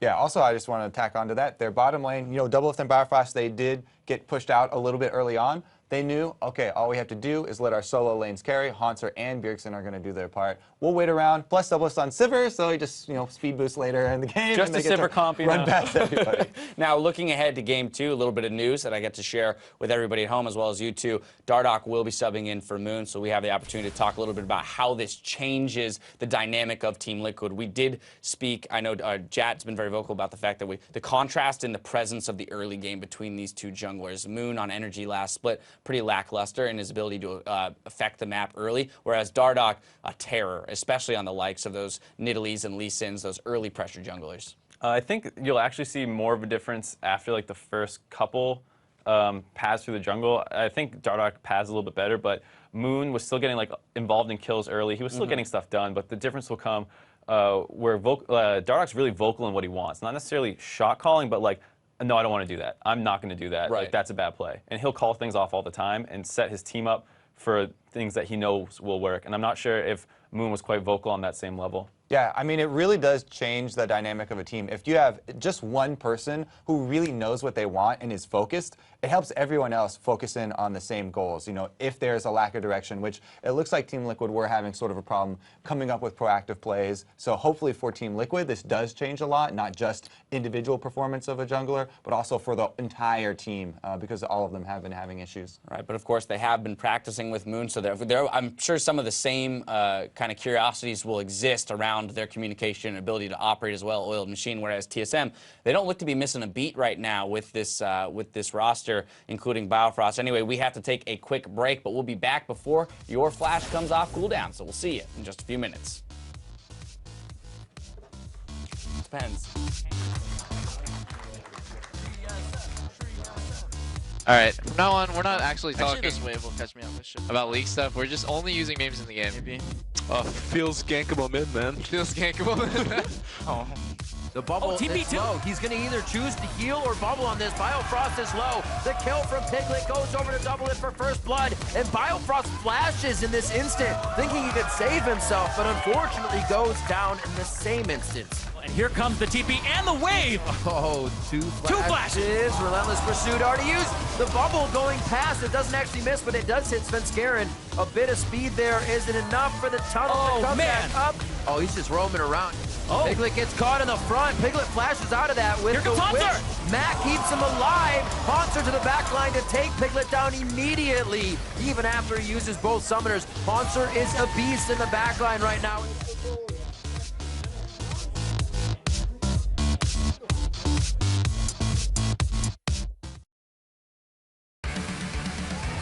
Welcome back. We're pushing into a game 2 between Liquid and TSM. And just moments ago, TSM continued their dominant week 1, grabbing every advantage on their way to what was a clear victory we just saw. Oh, yeah. They were pressuring in every lane. It was actually quite remarkable to watch. And that pushed Liquid to the brink. So Liquid are now making adjustments. They will sub in Dardoch for game 2 because he was suspended by Team Liquid, not by league ruling. And the question is, will this change Liquid's fortunes? Because that seems a little bit like desperation there if they're subbing him in, even though they had suspended him. And we think we spoke a little about it before and only needed to poke it once, is Matt and Dardoch came up from Academy as 2 very big voices that helped Team Liquid in the spring split. So that could be the possibility that re-enters here now in the summer. Exactly. He's the complete opposite of Moon as well. Moon, not that great in the early game statistically in the spring. Worst early game jungler in the first 15 minutes. And Dardoch was the best out of all junglers in the spring split. Getting Rookie of the Split as well. Yeah. He was like kill leader for junglers, like higher than Reignover in that, higher in the early presence. So he is an absolute god in the jungle. And the question is it just going to be plug and play? Is he just going to come back into the roster and it's going to be really smooth? What's the transition going to be like? Because he seems really comfortable right now. I think, yeah, exactly. That's exactly what I was going to say. He seems comfortable. He's a player that doesn't seem like anything will be tempered. He is a person that knows that he has that flair, and he promotes that flair in his play. So it's always amazing to watch somebody like him get onto the Rift. And now the heroes for TSM that game. Obviously, the analyst has talked about it, but Hanser being player of the game. Really, the solo lanes, Bjergsen has to be mentioned as well. Their damage was off the charts. Oh, yeah, but actually, Hanser still did more damage than Bjergsen. Bjergsen on Rise was out-damaged by the top lane tank Echo, but of course he is still, he's smacking away at a Maokai the entire game. Okay. So he does have a little bit more opportunity there. But yes, they're playing like a team, and it's actually working out incredibly well for TSM. They're no longer just team SoloMid. They're pretty much just team. They're all doing a great job right now. Very strong so far. Earlier, we heard Doublelift's thoughts on Liquid. And before we jump into the Rift, let's see his lane partner talk about the bot lane matchup. I think Team Liquid is pretty good. They have pretty solid players, especially their bot lane. I think Piglet and Matt is probably one of the strongest bot lanes in North America right now, and playing against them will be a lot of fun and will be very challenging as well. Got to get those TPs from your other laners, help you out a little bit. But yes, they actually did have the push advantage early. They pushed them all the way to the turret, so Piglet and Matt were underneath it. And there was a CS advantage for him, but then it got pushed all the way back, it got equalized, and Matt and Piglet came back. Yeah, at one point, Piglet said, no. I'm going to come in and attack you. And that's the way that an aggressive Lucian plays when he knows he has an opening, a chance, whether it was in between the ebb and flow heal or the attack, and he just went in. And what I'm looking for here is just the distinct difference between Moon and Dardoch and the effect on this bot lane. We saw Moon come bottom, and his ganks were a little hesitant. His ganks were where he'd come up a couple seconds too early, and he'd be like, okay, I'm waiting here for 4 seconds, waiting for the wave to push in. Dardoch is usually, all right, I'm coming up, I'm going. I'm tanking turret, I'm diving, etc. Him and Matt have that synergy. Be here with me now. Exactly, where they trade off turret aggro. Matt usually takes it first, dips out, then Dardoch takes it, finishes the kill, and that's why he was the kill leader for junglers for the entire split last split. Wouldn't be surprised if we saw some type of Bard Rek'Sai gain here from Liquid to set up and lock some people down for some long-range fights. Liquid has always been a good team at scrapping, kind of skirmishing fights out, finding a way to lose from behind. But it was a little too much from TSM last game. We'll see what they do coming into game 2 here. Liquid still goes for the double support ban, feeling that Biofrost does still bring too much to the table in that lane, and mostly with those initiations and continuous fight poke. Nidalee Rise on the other side. Bjergsen does not want to see that in the hands of Phoenix.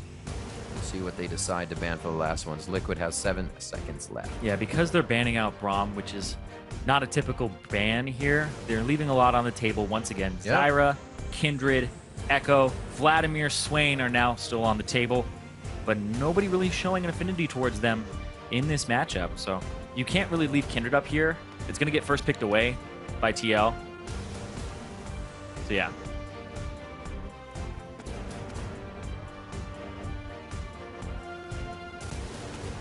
Is it going to be? The Maokai was hovered. And the Maokai is pretty much going to go to that top lane. Bjergsen and Hanser kind of seemingly picking things that'll be flex. TSM still trying to keep the unknown involved in Champion Select, but now into Game 2. Team Liquid has first pick, and they're trying to figure out what they would actually want in this game. Maokai's still there for the pick. They're just kind of wondering if they could get anything else that would be better priority. It is not. Still picking the Maokai early, but with the Echo off the table, it does make it a little bit of a better pick here. But we saw that Hanser, he's willing to play some of these aggressive top laners, and if they pick up the Lucian and get the Black Cleaver build, it kind of becomes paper for that Maokai. That was TL's pickup last time, Maokai Lucian. Now it's just going to be the Maokai, so Lucian goes over to Team SoloMid.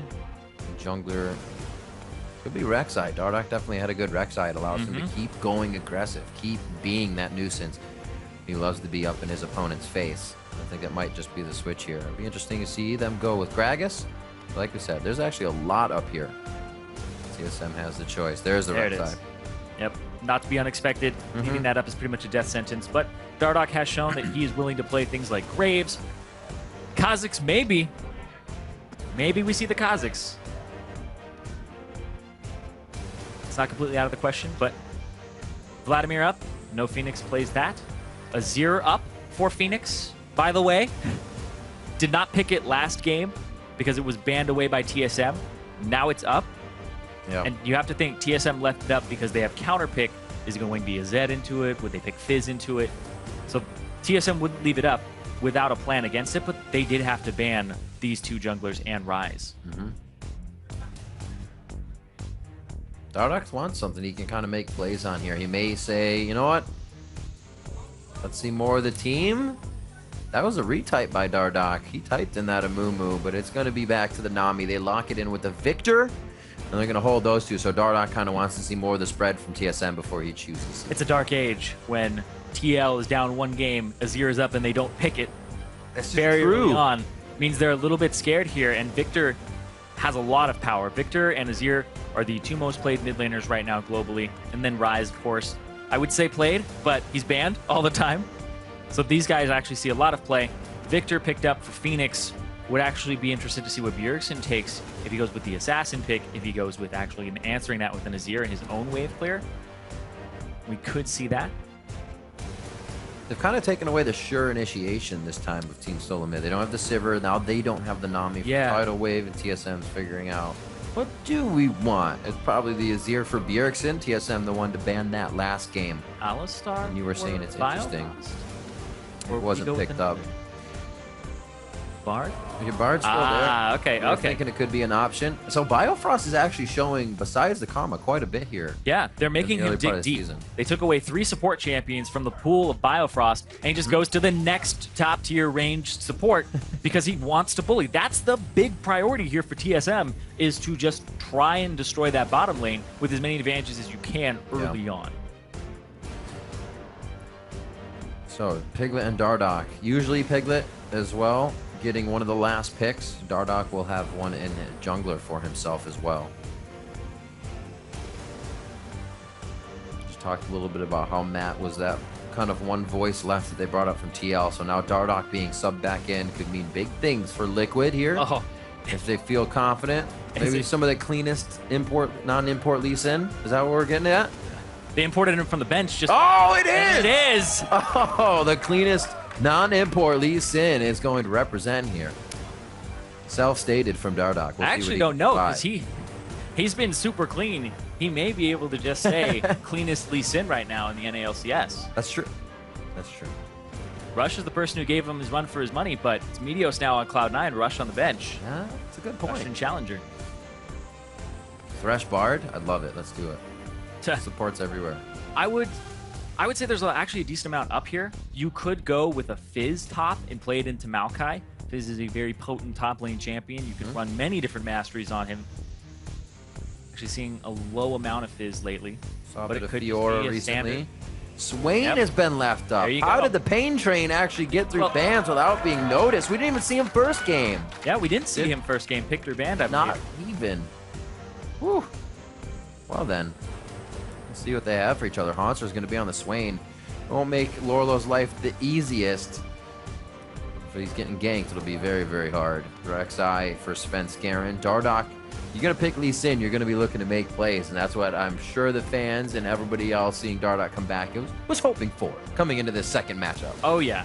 Looking for those kickbacks, looking for those plays. This bottom lane, though, from TL, Nami, Ezreal, that is a bottom lane that wants to poke you out, it wants to sustain, and it wants to basically get an advantage and compensate for the fact that Ezreal has to get tier early.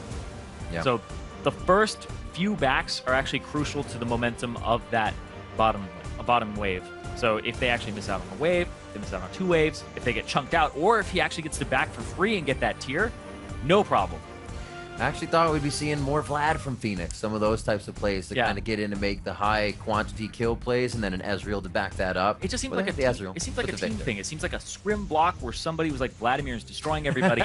Let's not let this happen. And then in series, people are like, oh my god, that guy's playing Vladimir, and I got to first pick it away. So that seems to be what's happening right now. All right, so remember to keep up with the series on Twitter. As always, update your predictions with the hashtag TSM win or the hashtag TL win. Dardoch subbed in for game 2. We're about to be back on the Rift. Team SoloMid looking to go undefeated in their matches here with 2 2-0s if they're able to win this matchup. We'll see what they can do as we're about to be onto the Rift. Liquid now, blue, TSM on the red side, and we are out of the gates and onto the Rift. And with Dardoch on the Rift, TL, how do they look? Are they going to be completely revitalized? What plays is he going to be able to make in the early game?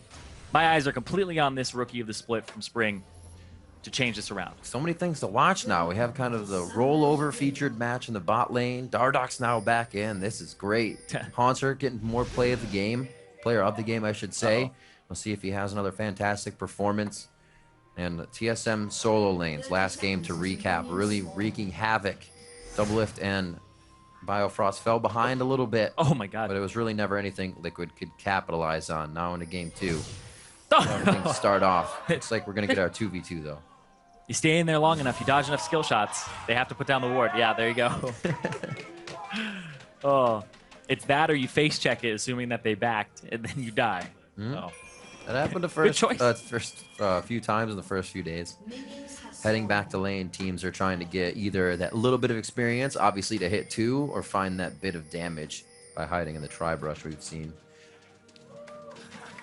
I mean, I guess you can do all those little things with the best of 3. Be like, let's kind of test the waters here. Let's test the waters here, see how they react. Really learn a lot in the beginning of the season here. So what I'm really loving about this whole patch in general is just the number of lane swaps that we're seeing, even in NA, has gone down.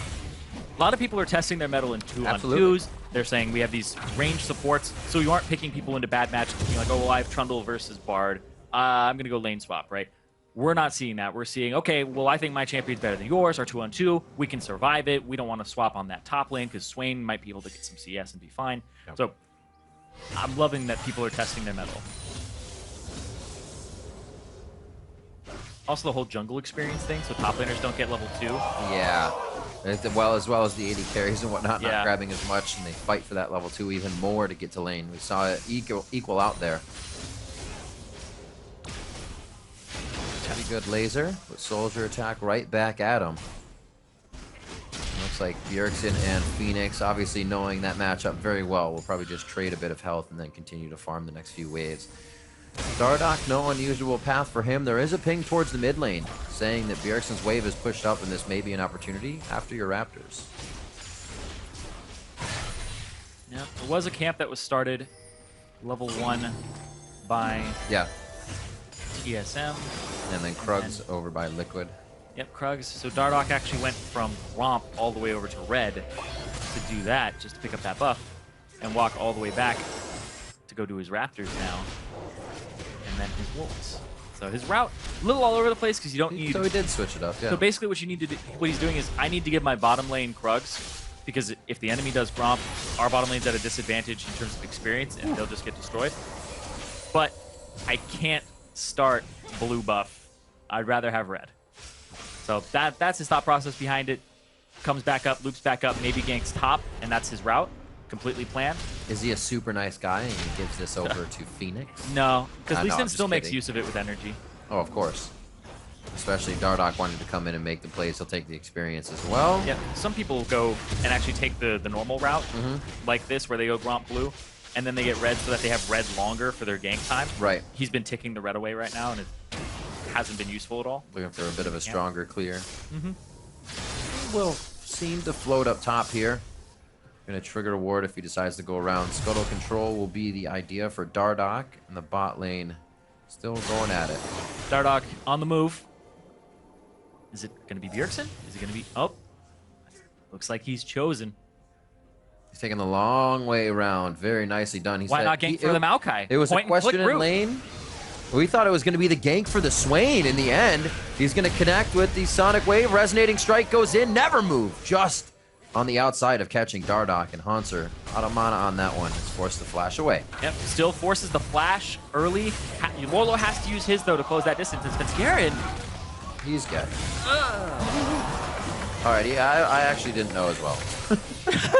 I was like, wait a minute, actually. He was saying the same thing as you. He didn't get as much health back when he burrows, I thought. Yeah, it takes her a long time. Yeah. It's a lot when you have that 100, but it ticks down, so it's very, very incremental. So Hanser still has TP, so he's not too bad off in the top lane. Svenskeren will come back out nice and healthy. Swiftness boots for him right off the bat for his Rek'Sai. Yeah, and that's a completely just different style than what you see Dardoch going for the long swords, wants the damage, wants to be able to kill somebody, and then snowball from there. And he always goes things like cooldown reduction boots so he can make plays more often, have the lower cooldown on flash. So I expect to see those fairly early on. It's one of those things in the early part of the game where you're like, yeah, cooldown's all right, and then somebody just says it, and they're like, cooldown actually means more spells, which means more damage, and you're like, oh my god. They're damage boots! The things you learn in your first few months. That pink ward. Oh, he got bopped by Svenskeren real quick there by Prey Seeker. So he's going to be out. Svenskeren setting up tunnels all over the place on that bottom side. Yeah, and you expect there to be a lot of action in this bottom side because there isn't double TP. There's only one TP, both the top laners, and it's an Infernal Drake. So whoever gets to win the bottom lane and you win that fight healthy enough, you just take this dragon. That's going to boost your combat stats. You're basically taking kills, and then those kills are like, here's some extra gold. Yeah. You got 300 for that? Here's some more. This is for you. Oh. Looks like it was more farm. Phoenix actually queued a minion there. He used a Q, but used the auto attack on a minion. Didn't get the extra damage out. Really just looking to push Bjergsen off mid lane. He doesn't have the mana to do too much more. Svenskeren off on the side, looking for it. Bjergsen does have the mana to make a play. Ghost Flash. This is going to be tricky if they can actually get it. There's the flash. Oh, no! Oh, it's going to be tricky to run. The pathing may just be the death of Phoenix. And he can't decide where to go. He hits the carpool lane. It may be quick enough. There's a swipe. There's a swipe. The heal. Yep. Summoner heal on Bjergsen was just used. Good eye. He kept him in range. Oh, man. A lot used there to actually get up to him, but it's 2 summoner spells for 2 summoner spells. And the kill, and that's an advantage for Bjergsen. They were able to actually force Phoenix from pretty much 1/4 of the lane down, right into Svenskeren's hands. Phoenix thought he would just be over the wall a little bit more there. Yeah, he should know the potential of Phoenix, of Seer, more than anybody. I said Phoenix is so used to it. Doesn't get the knockup, though, so. And he's forced back. Great tunnel by Svenskeren. Maybe could have actually got him earlier, but yeah, ends up picking him up there. So Svenskeren had moved. I don't think he expected the wall to actually be that good because he moved forward and he obviously didn't attack move. Because if you attack move as Rek'Sai, as soon as you are able to knock the person up, you will. Which is a lot of fun when somebody plays Katarina and you attack move on them.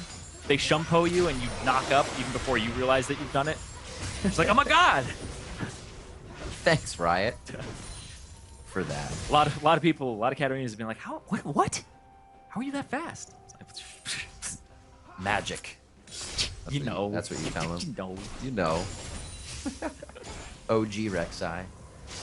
12.5 to 11.2 now. TSM still have a bit of momentum from game 1. Things happening a bit slower in this game for the side of Liquid. Dardoch trying to get into the jungle, not finding too much in his excursions. Got the flash out of Hanser top, but haven't actually been able to go back and punish that again. 5 minutes passed, it's back up. Yeah. Actually, looks like Dardoch didn't go for the cooldown reduction boots either. That was always his style. Gragas, Lee Sin, cooldown reduction boots, or flash, for his body slam flash, or his flash kickback. But Swifties apparently are king right now. He needs to get around the map. He needs to try to make plays and keep up with Svenskeren. Especially since Svenskeren is just all about farming the enemy jungle and getting them incrementally behind. Yeah, he didn't make anything happen in that top lane. He's coming back up now, but it's too late. It's too late. You missed your 5-minute window. 55 to 58. Lorlo actually faring a little bit better. So Dardoch showed top. Bjergsen shoves mid, goes immediately towards the bottom lane. 4 people in the bottom lane. Svenskeren coming up. They're going to have to TP into this if they want any chance. But so is Hanser. It's going to be a 3-on-5. TP from the back, TP on the turret as well. He's going to come through. Lorlo throws down the Maelstrom. Whoa! Team Liquid is melting, but on the other side, the turret was hitting, and so was TSM. Oh, Bjergsen! Liquid able to put a few more hits back onto TSM. Bjergsen very low here, and this could be Phoenix catching up. His Ghost is back up, and they're able to capitalize on that kill. Very nicely done. 3-3 as it goes back and forth and kills 3-2. Biofrost hit the turret and both members of the bottom lane of TL. It bought enough time for Phoenix to start getting down there, and also Dardoch, who had those Swifties, able to show up at the tail end of the fight, and really well played there by Lorlo. Lorlo went on the person who had turret aggro, roots them, ends up doing enough damage to Biofrost as well, so he gets picked up by the turret at the end. That right there buys enough time. Gets the knockup, but then tries to reposition, and look at this, Lorlo onto double lift, takes him out, flashes, follows up, gets the double kill, so they trade 2 for 2 there, and then Dardoch got the kickback, got the ultimate out of Bjergsen, puts the W on the ward that's already been there to get himself just a little bit closer, because he doesn't have his smite yet, he doesn't have extra wards in his inventory. Nicely done by Piglet as well to get the ultimate off just before he went down. That True Shot Barrage really helped that fight turn around for Team Liquid. Yeah, 3 for 2 in favor of Liquid, but this gold advantage is still in favor of TSM. Ooh. And Dardoch coming up, though. Lorlo trying to get in position for it. Saying, have a present. He's tanking the turret really before they had the lockdown, which means he's going to be tanking a lot more before they kill Hanser at this point. They decide to back off, rightly so. And they know it's kind of taking a little too long. There's probably some extra bodies here. And Svenskeren is just on the wing. Look at just the way that Dardoch moves in the jungle, or moves when he's ganking. But hold on. Oh, that's a lot of damage, but oh, True Shot! He walked into it. It's like, oh, bubbles. Oh, bubbles. All right. Ooh, sometimes you can't resist bubbles. You were saying, though, yeah, the way anyway. Dardoch moves. Well, the way Dardoch moves around the jungle, you can see he has full confidence in his ganks. And speaking of confidence, there it is. Phoenix with the flash this time. Remember, he just used Ghost in the bot lane. Dardoch he hit with the kick. Going on to Bjergsen, locks that one down. Not sure if he actually hit the Q or that was a mini, but he still finalizes the kill. It's trying to be the Prey Seeker, but it's the flash entry from Svenskeren as he gives himself a way in, and Dardoch can't choose to fight that. Neither of them would really go down here unless he hits a nice Q. Fakes him out. It's the ceremonial, I'm the mid laner now as a jungler. You actually celebrate every time this happens. Your mid laner dies, both mid laners die. You don't actually go, oh man, that sucks. Like, yes. And this is when a million pings hit mid lane to say, don't farm that. But let's see this again. Look at that. He actually completes the cast of the Emperor's Divide before he's even in contact with Phoenix, because it emanates from behind you. And that kick hits Bjergsen, then Skaren gets a little bit on the other side, and that actually did a lot of damage to Bjergsen because it actually uses the HP of the person you kicked as bonus damage. So then Skaren with the Bomby Cinder and the Sightstone ended up hurting his team a little bit more. Setting his teammate on fire. That's not very nice.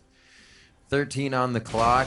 Quite a bit of action here from both teams regarding this first game. Yeah. About 20,000 gold, only a 500 lead for TSM, so much more stable here in the early game for Team Liquid. They're able to keep these lanes pushed up, and a bit of an advantage in the bot lane. I'd say it's even with CS, assists, and a few kills to either side. Yeah, a lot of summoner spells down, though, so junglers, this is the time to make your move. Doublelift is the only person on the map who has flash at this moment. So go anywhere but Doublelift's lane. But you could go to Doublelift's lane and try to force it down because the turret's all the way pushed up. Yeah, here he comes. Dardoch straight to the bot lane. Just going to try to muscle down this turret. I don't expect there to be a fancy play just yet.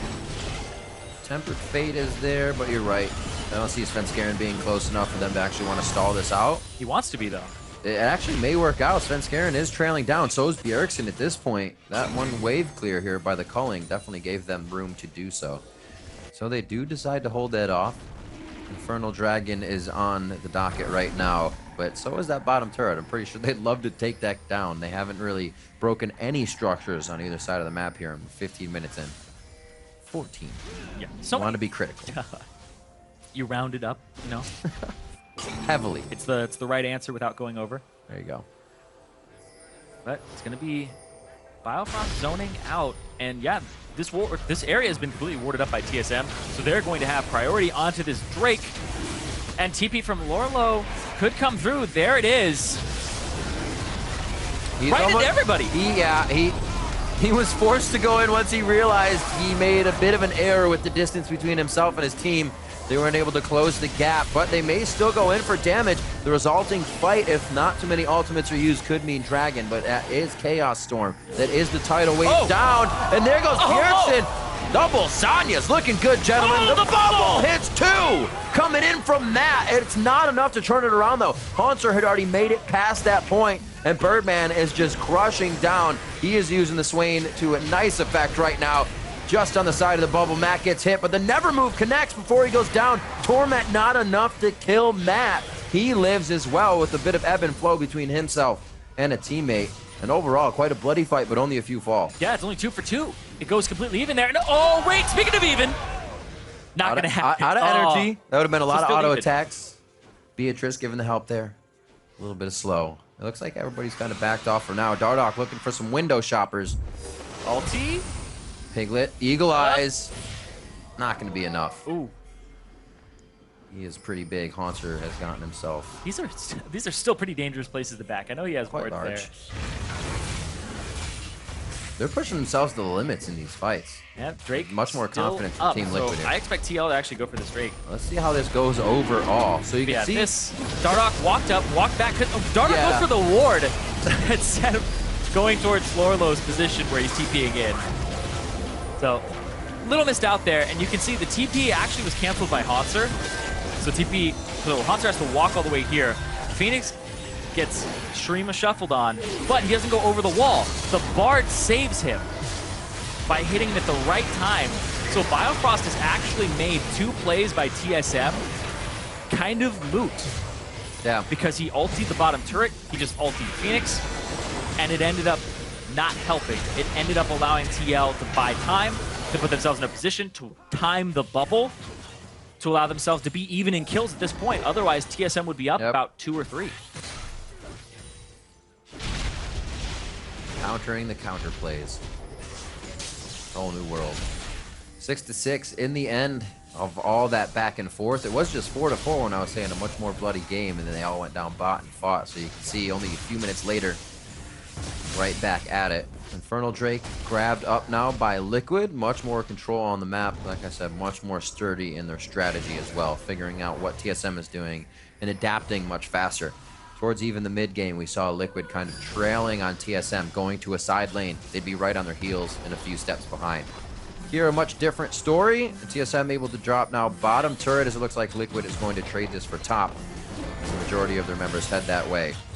Phoenix being called back to mid, though. Called back to mid, red buff up, so Dardoch gonna head over there. But yeah, they weren't able to shove out Haunter. Haunter just throws down Beatrice, uses his ultimate, and clears the wave. So he can stand here and make sure it doesn't actually make contact with his turret. And that ends up giving the first turret of the game over to TSM. They didn't see them come over here. Not warded at all on the way there. Oh, Ghostin flashes up. He thought he could just make it out. He actually flashes the Cosmic Binding he thought would hit the turret, but it was just out of range. A 1-for-1 on the Retribution kill going over to Biofrost for Phoenix. And it looks like that disperses the fight right away. They get his summoners down right away. They're making sure that he can't move in these fights. They have a choice. And they're doing everything that they can. Bjergsen is sliding in every time for Phoenix, making sure that he picks him up And Svenskeren little far forward and heads him off at the pass. He's not taking a huge amount of damage. There we go. Once they start to pile on, Hanser coming in a little late there, but with the addition of Bjergsen, I think they're going to have enough on this one. It's going to be Biofrost in the base, so they can't actually go too far. They don't really have a full team. Just able to create so much pressure, kind of pushing Team Liquid around. They're still on the side to defend, however, and they're staving off a few kills that should actually be happening. So very nice for Team Liquid to keep those from going down and keeping themselves up to protect these turrets. Yeah, and Svenskeren, he went in even though Bjergsen didn't have mid priority anymore. He was continuing to just be shoved out towards him. So Bjergsen was going to get there late. And then the way that Dardoch actually went around the pit cut off the retreat of Svenskeren, because Svenskeren wanted to get the red buff, sneak it, and then go over the wall of the dragon pit. But Dardoch was there, so he had to go up, and then Dardoch just ward hopped and cut him off. So really no options there after he had actually gone in and had been spotted by a ward. So too aggressive from Svenskeren. That's the second time in I guess 4 games now. Yeah. That exact spot has killed him. That exact play. I mean, what was it? Watching another one in TSM's game, they had actually, Svenskeren was going bot, Bjergsen was doing Raptors. Yeah, that's the one I'm talking about. That's the other time. Yeah. Becomes difficult. Yeah. Well, you had to constantly communicate. I know that when you're actually in the flow and you've done it like 4 times that game, you don't say it the next time. You're just like, yeah, I mean, he should know that I'm going to go to the red because we've seen it up every time and we've done the same thing. And he doesn't do that because conditions are a little different. Maybe he's getting shoved in and it's not communicated, and then you still try to make the play happen and it doesn't work out. Minute and 30 on Dragon. Going to start setting up some wards here. Also, be sure to not use those summoners. Phoenix trying to get his back up so he can be kind of more useful in these fights, able to run around the Emperor's Divide, run around where Haunter is going to put Never Move. There's a lot of things you actually have to dodge playing right now on the side of Team Liquid. They're going to walk right into Lorlo. Are they going to have the damage to take this out, though? It's going to take a while. Dardoch does hit. Does he choose to go in on Haunter? He does. Phoenix gets blown up in the brush. The ward was there for TSM. The vision was not as they entered into that mid lane river fight. And now the hit on the other side, a Never Move to lock down the team and start to clean up the fight. Team SoloMid coming through very big there and starting to separate what would be their gold lead now. Now 3,000 gold up and even more with this next turret. And Biofrost with the over-the-shoulder Cosmic Binding, ending up hitting both members of the bottom lane of TL. Allows them to clean up at the end of that fight. That was really aggressive from TL. Phoenix, his position, didn't have vision on the right side of that wall near mid, so he ended up just going too far forward and walking into 2 members that could just obliterate him.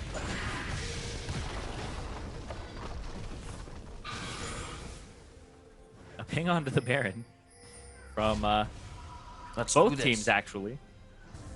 See how this goes once more. Here comes... There's a question onto Lorlo. It's like, you kind of need to fight Lorlo, you fight the closest target, right? Yeah. Phoenix was in, Tempered Fate, lockdown. Walks up and then ends up getting destroyed, and that binding right there allows them to pick up 2 more kills. Beautiful binding and Never Move. Yep. Phoenix is almost kind of giving himself not more credit, but he's feeling more assured that he has Ghost, that he has Flash, that he can fly in and fly out. But he's actually been caught by Tempered Fate quite a few times with that. He's 2-5. He is 5 of his team's 9 deaths. And so he has just been picked on this game. Yeah, that's true. They have assigned him as basically the walking bag of gold that they are going to keep punching over and over again. He has to play scared. At this point, usually you do.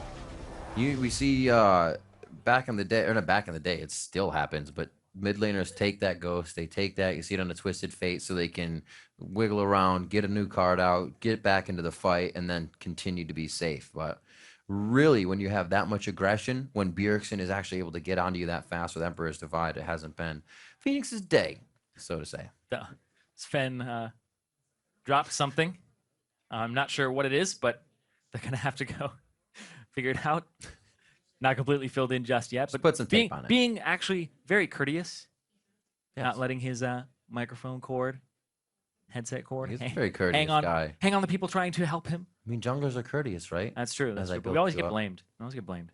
That's all right. It's always our fault. See, he's trying to change that. He's a trendsetter. They're also feeling Oh, quite. he's being courteous because it's his fault. That's true. That's true. Sorry, I stole your blue. I'll come back and do something. So we'll have this fixed up very shortly. Much help from Donald. I still Thank want you to know so what it much. was. Oh, we'll find out at some point. TSM smiles on their face here as they've waiting in this pause. Thumbs up from the All right. refs and thumbs up from Spence Guerin as he's saying, yeah, we're thumbs up right now. We just had a great fight. We're 23 minutes in. Just grabbed a dragon for themselves Yeah, as 4,000 well. up. They're really, really starting to balloon right now. But Yeah. it's all this that picking on that mid lane. They're picking on it over and over again because they know that Hanser against Lorlo, well, the Swain Maokai matchup, he's naturally almost 40 CS up. And then the bottom lane, well, it's Poke. I don't know how I'm going to really get in on that too often. But this mid lane Victor, he has to rely on his summoner spells for mobility. And so they're picking on him every time. And Bjergsen's just engaging, sometimes sacrificing himself. That's why he has 3 deaths. But also Phoenix has been mispositioning in a lot of these fights. Yep. TSM's really building together on these fights. You look how the kills have happened. 1, 3, and 8. So that 1 and 8, as Bjergsen has been involved in everything that's happened on the map right now for Team SoloMid. Look at as well Spence Guerin. He has 8 of those plays to his name. So all of TSM kind of sharing in that wealth across the board. A little bit more than Liquid, even though they've all gotten their hands dirty this game. It's just been much more team effort in the instance it's happening and working out for TSM. Liquid now to the top lane. Looks like that turret is going to be the one that they want. The mid lane still up. Very hard to push in Bjergsen. They're fighting over and over again bot side because Whoa, they want whoa! TP to come through and oh! Flash for flash. Dardos couldn't get the kickoff in time, but they may have Spence Guerin. A tempered fate on 3 members from Biofrost. Shuts down the initiation from Liquid and now puts them down in the ground. Lorlo will be the next one. Biofrost trying to get on the other side of the minions to make sure you can make a wall stun or whatever stun is necessary to continue spoon-feeding his team some kills. Biofrost is a god. That Oh my was word. a hard Q to stun Dardoch, then turns it around, throws down the tempered Crazy. fate, and gets 3 members of TL for the reposition, and then they pick up the member that was Not even over yet. And that's the ace there. That's the clean ace for TSM as they pick up the Baron off of just these plays that are being made. Everybody's being incredibly aggressive, and they're all on the same page here. Watch this. This Oh is my so good. word. He goes in, double it flashes because he sees this coming. He Double knows it it's going to so happen. Bard stun, tempered fate on 3 members, and then they all gang up on Dardoch. They come through. Bleedy misses the follow-up there. He actually does get the stun onto Matt, and then allows them to continue this chase. Oh, Just utilized every ability in Bard's kit pretty much flawlessly. we wondered, right? We'll push him on to another support. Yeah, We'll push him. We'll take his Nami away this He game banned and Braum. push him on to another support. Oh, really showing up well. TSM, rightfully so. Very happy about that pickup. And Hanser, the connecting, resonating strike. A few more kicks to cripple. And the next one. But your to base. slow him down. Very nicely done. They take him. TSM now moving into the base. Liquid's been trying to make something work off the ball here, but they forgot about the goal. They forgot about the prize, and that's to protect your base so you can get to your enemies. Inhibitor goes down, and with Bjergsen and team able to quickly come up and do this once more, they'll be able to drop him fast. Yeah, that was actually really interesting because they walk up to the turret. Lorlo was chunked out, and Lorlo was by the inhibitor backing. At that point, it's faster to just walk. Walk back, and then just walk in with home guard. But expecting the Would rotation you to the bot walk side. if you could teleport, Aiden? Well, no, you're right. Exactly. You're right.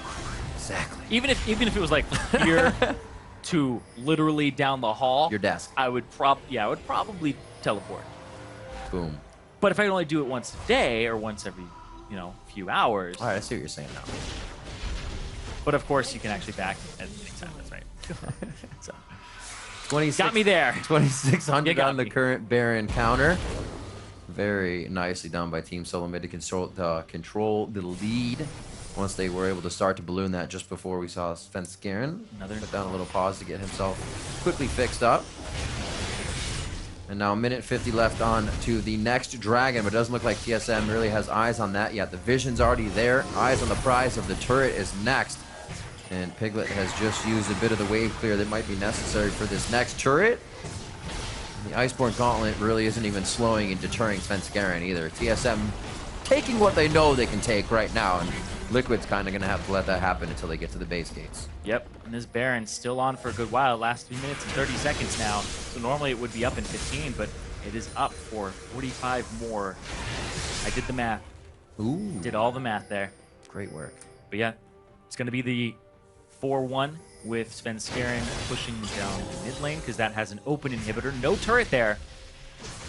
And TSM, despite Dardoch being subbed in off the bench, being 2-1-4, having a great game, it's still not enough right now. Yeah. TSM looks so clean in the way that they're executing these fights. The early game may have been a little bit more rough for them, but they played appropriately around the pressure that Dardoch wanted to exert. Definitely giving that respect. Understanding Dardoch back in the game, they couldn't kind of flaunt around and just run through Fog of War if they wanted to go for a gank. Much more concise in what they did. Lorlo gets pushed back. Double it very low. Gets the heal. Gets taken out by Matt's ebb and flow. Lorlo trying to mitigate damage on the back line here. Really protecting the team well with that Vengeful Maelstrom. And it's going to be a magical journey to safety as TSM kind of hit a brick wall on that entry, losing Double Lift very early. Good focus by the back line of Team Liquid. They end up getting the pick onto Double Lift. They get him to stand in one position, which allows the Victor ultimate, which does more damage now because it was actually the bubble that hit him. Right. Does more damage in the pulses, but there's more time between the pulses, so they have to stand in one place for a very long time. See if Dardoch's going to try this. Goes in. Not clean enough. Flashes out. He'll be all right. Gets his life. Yep, that was just a Lee Sin play, not a clean Lee Sin play. Went in. Bjergsen's the one who ends up getting it. No smite actually used from Svenskeren, so you can see that that was a desperate play there. Well played by Matt. Gets the bubble. They pick up Double Lift. Lorlo had tried to engage, and then the peel away, the never move, and then they're able to get away with Magical Journey. So TSM, minimal losses there, and something that could have gone very bad for them. Currently looking to join Envy at the top of the list here. Yeah. 2-0 on their matches for the first week of the LCS. They'd actually be a little bit above. Because you, no loss, right? One loss for that record. It goes by head-to-head, and then it goes by that record. Yep. So once we see that in the end. Yeah. But still quite impressive. Definitely a team that will help to build the league players. And it looked like they could be a very, very promising middle of the pack top team. Yeah, depending on what happens once they fight CLGs, TSMs. Yeah, that's true. Like that. That's true. Exactly. I was about to say, Jury is still out on Team Envy. Right. Because of the strength of schedule of their opponents. But TL, you know, we're getting a little bit better idea where they stand. And TSM, though, well, we need to see them play Immortals. We need to see what they can do there because that's going to be super hype. Right now, they've looked completely in control of both series that they've played, not from start to finish, but when they get a lead, they are able to actually just grab that lead, take hold of it, and not let go. So that's what I really love about TSM is they don't let the game happen, they make the game happen. Much less of this could go to 45 minutes. Bjergsen's on Rise, Bjergsen's on Azir. He'll kill 3 people in this fight, and then we'll take the next 4 turrets and have a big lead. Much more fluent throughout the game, as you were saying, of how TSM is getting these advantages and holding them. We see pretty much all the first 3 core items at this point built up into the game. 37 seconds on Baron could be the finishing touches TSM needs to get in, or at least the fight that Liquid would have to go for broke on and attempt to stop TSM, because it's either at that Baron or at the rest of their base. Yeah, so it's time to take stock before that might happen, where you can see the build from Double Lift for 3-item Power Spike looking for that Bloodthirster combine. He does have the gold to do it. Just needs to back before then, but he's not going to get the luxury to do so at the moment. Guardian Angel for Sven. It's going to be a gigantic nuisance because he's already hard to kill and he soaks so much of your damage. It's sometimes not even worth going on him. They don't have the armor penetration just yet to deal with him. It's been very tough Heads to have onto anything Phoenix happen to again. Dardoch. All summoners up again for Phoenix. He gets tempered fate over and over by Biofrost's aim. Biofrost flash forward as well as Ignite, securing all of these kills with the team. And Ultimate's still up for TSM here. That might be looking very promising as they head in. 40+ seconds on these death timers now, and the soldiers keeping Piglet at bay, keeping Dardoch running away here to keep himself alive. And that's the first Nexus turret going down. Sven Skaren being a nuisance on the outside to keep Team Liquid members at bay. Oh! And even though it's not Bay Life anymore, they're still going strong. They're still going with smiles on their faces, and they're going on to the Nexus. TSM will be 2-0 in the first week of the NALCS Summer Split. And it's not only just a 2-0, they haven't dropped a game That's yet, true. Riv. 4 straight games. 4 straight games. TSM last split start off incredibly rocky. Everybody's like, is this the right pickup? Is this the right move to bring all these new players in who haven't played with each other ever? Well, they brought in one new guy this split. They've had the time. They had the spring split to synergize. Yep. They had the time off from when MSI was happening, and they look fantastic. This is when you actually, as a player on this team, you go, you know what? Those tryouts, some people may have been like, why are they picking this guy up? Why are they picking up Biofrost when there's all these other free agents who may be imports, right? Well, Biofrost seems to be the fit for the team. Maybe he's not necessarily the greatest in the world or anything like that, but he is a great fit for this team, and you'd be hard-pressed to find somebody else because he played phenomenally well, not just for the team. That was a mechanical display on Bard. That was a fantastic game from him. Absolutely ridiculous. You see the Bard, the Nami, the Karma. Yeah, I don't think you throw the Braum ban at him anymore. The Braum. I think banning him, almost useless. Definitely amazing. Somebody that, even if it's a molded position, he has fit into the team almost better than we've seen anybody. When Bjergsen came in, maybe that was another one, right?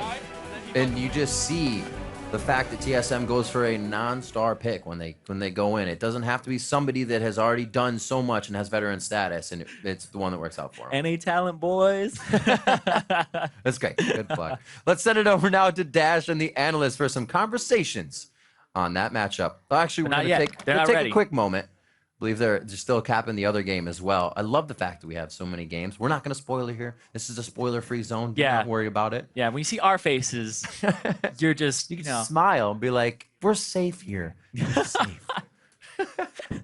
But TSM coming out very strong again. Liquid definitely showing a little more strength with Dardoch. It seemed like it brought confidence to the team. Not taking anything away from Moon. That's still a composition and a team synergy that's building there. But you did see what Dardoch continued to bring to the table. Yes, and this is actually very interesting because Phoenix had never been really exploited this much in the previous That's a really good point Remember, as well. everybody is making plays on the side lane. He had the lowest kill participation by almost 20% plus last split because he was not with the rest of the team. It was a 4-man unit, and Phoenix just gets the farm mid lane. Now, everybody shows up there, tries to kill him like 4 times, and gets his summoner spells at least every time.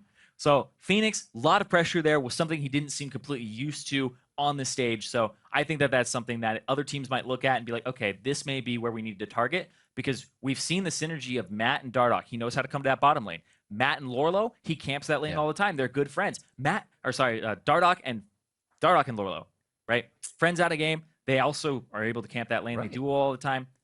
Dardoch and Phoenix, probably the weakest synergy on that team. That could be what happens because, like you said, Phoenix farmer. He's going to stay in the mid lane and farm that out. We would always see him having a high farm, and like you said, solo kills. The kill participation was high for him, but with the team, not so much. So you see him now kind of trying to do that in the mid lane, still doing things for himself. And I think he might be even kicking himself for the way he tried to play around those tempered fates, because with summoners up multiple times, he was considering, I can get out of this. I'm not going to respect that as much. And that cost him at least 3 of his deaths. Yeah, I think that the way that Biofrost was playing was really, really good. It was just really fast, really loose, able to actually play in the middle of the fight. There were two tempered fates that were not very good.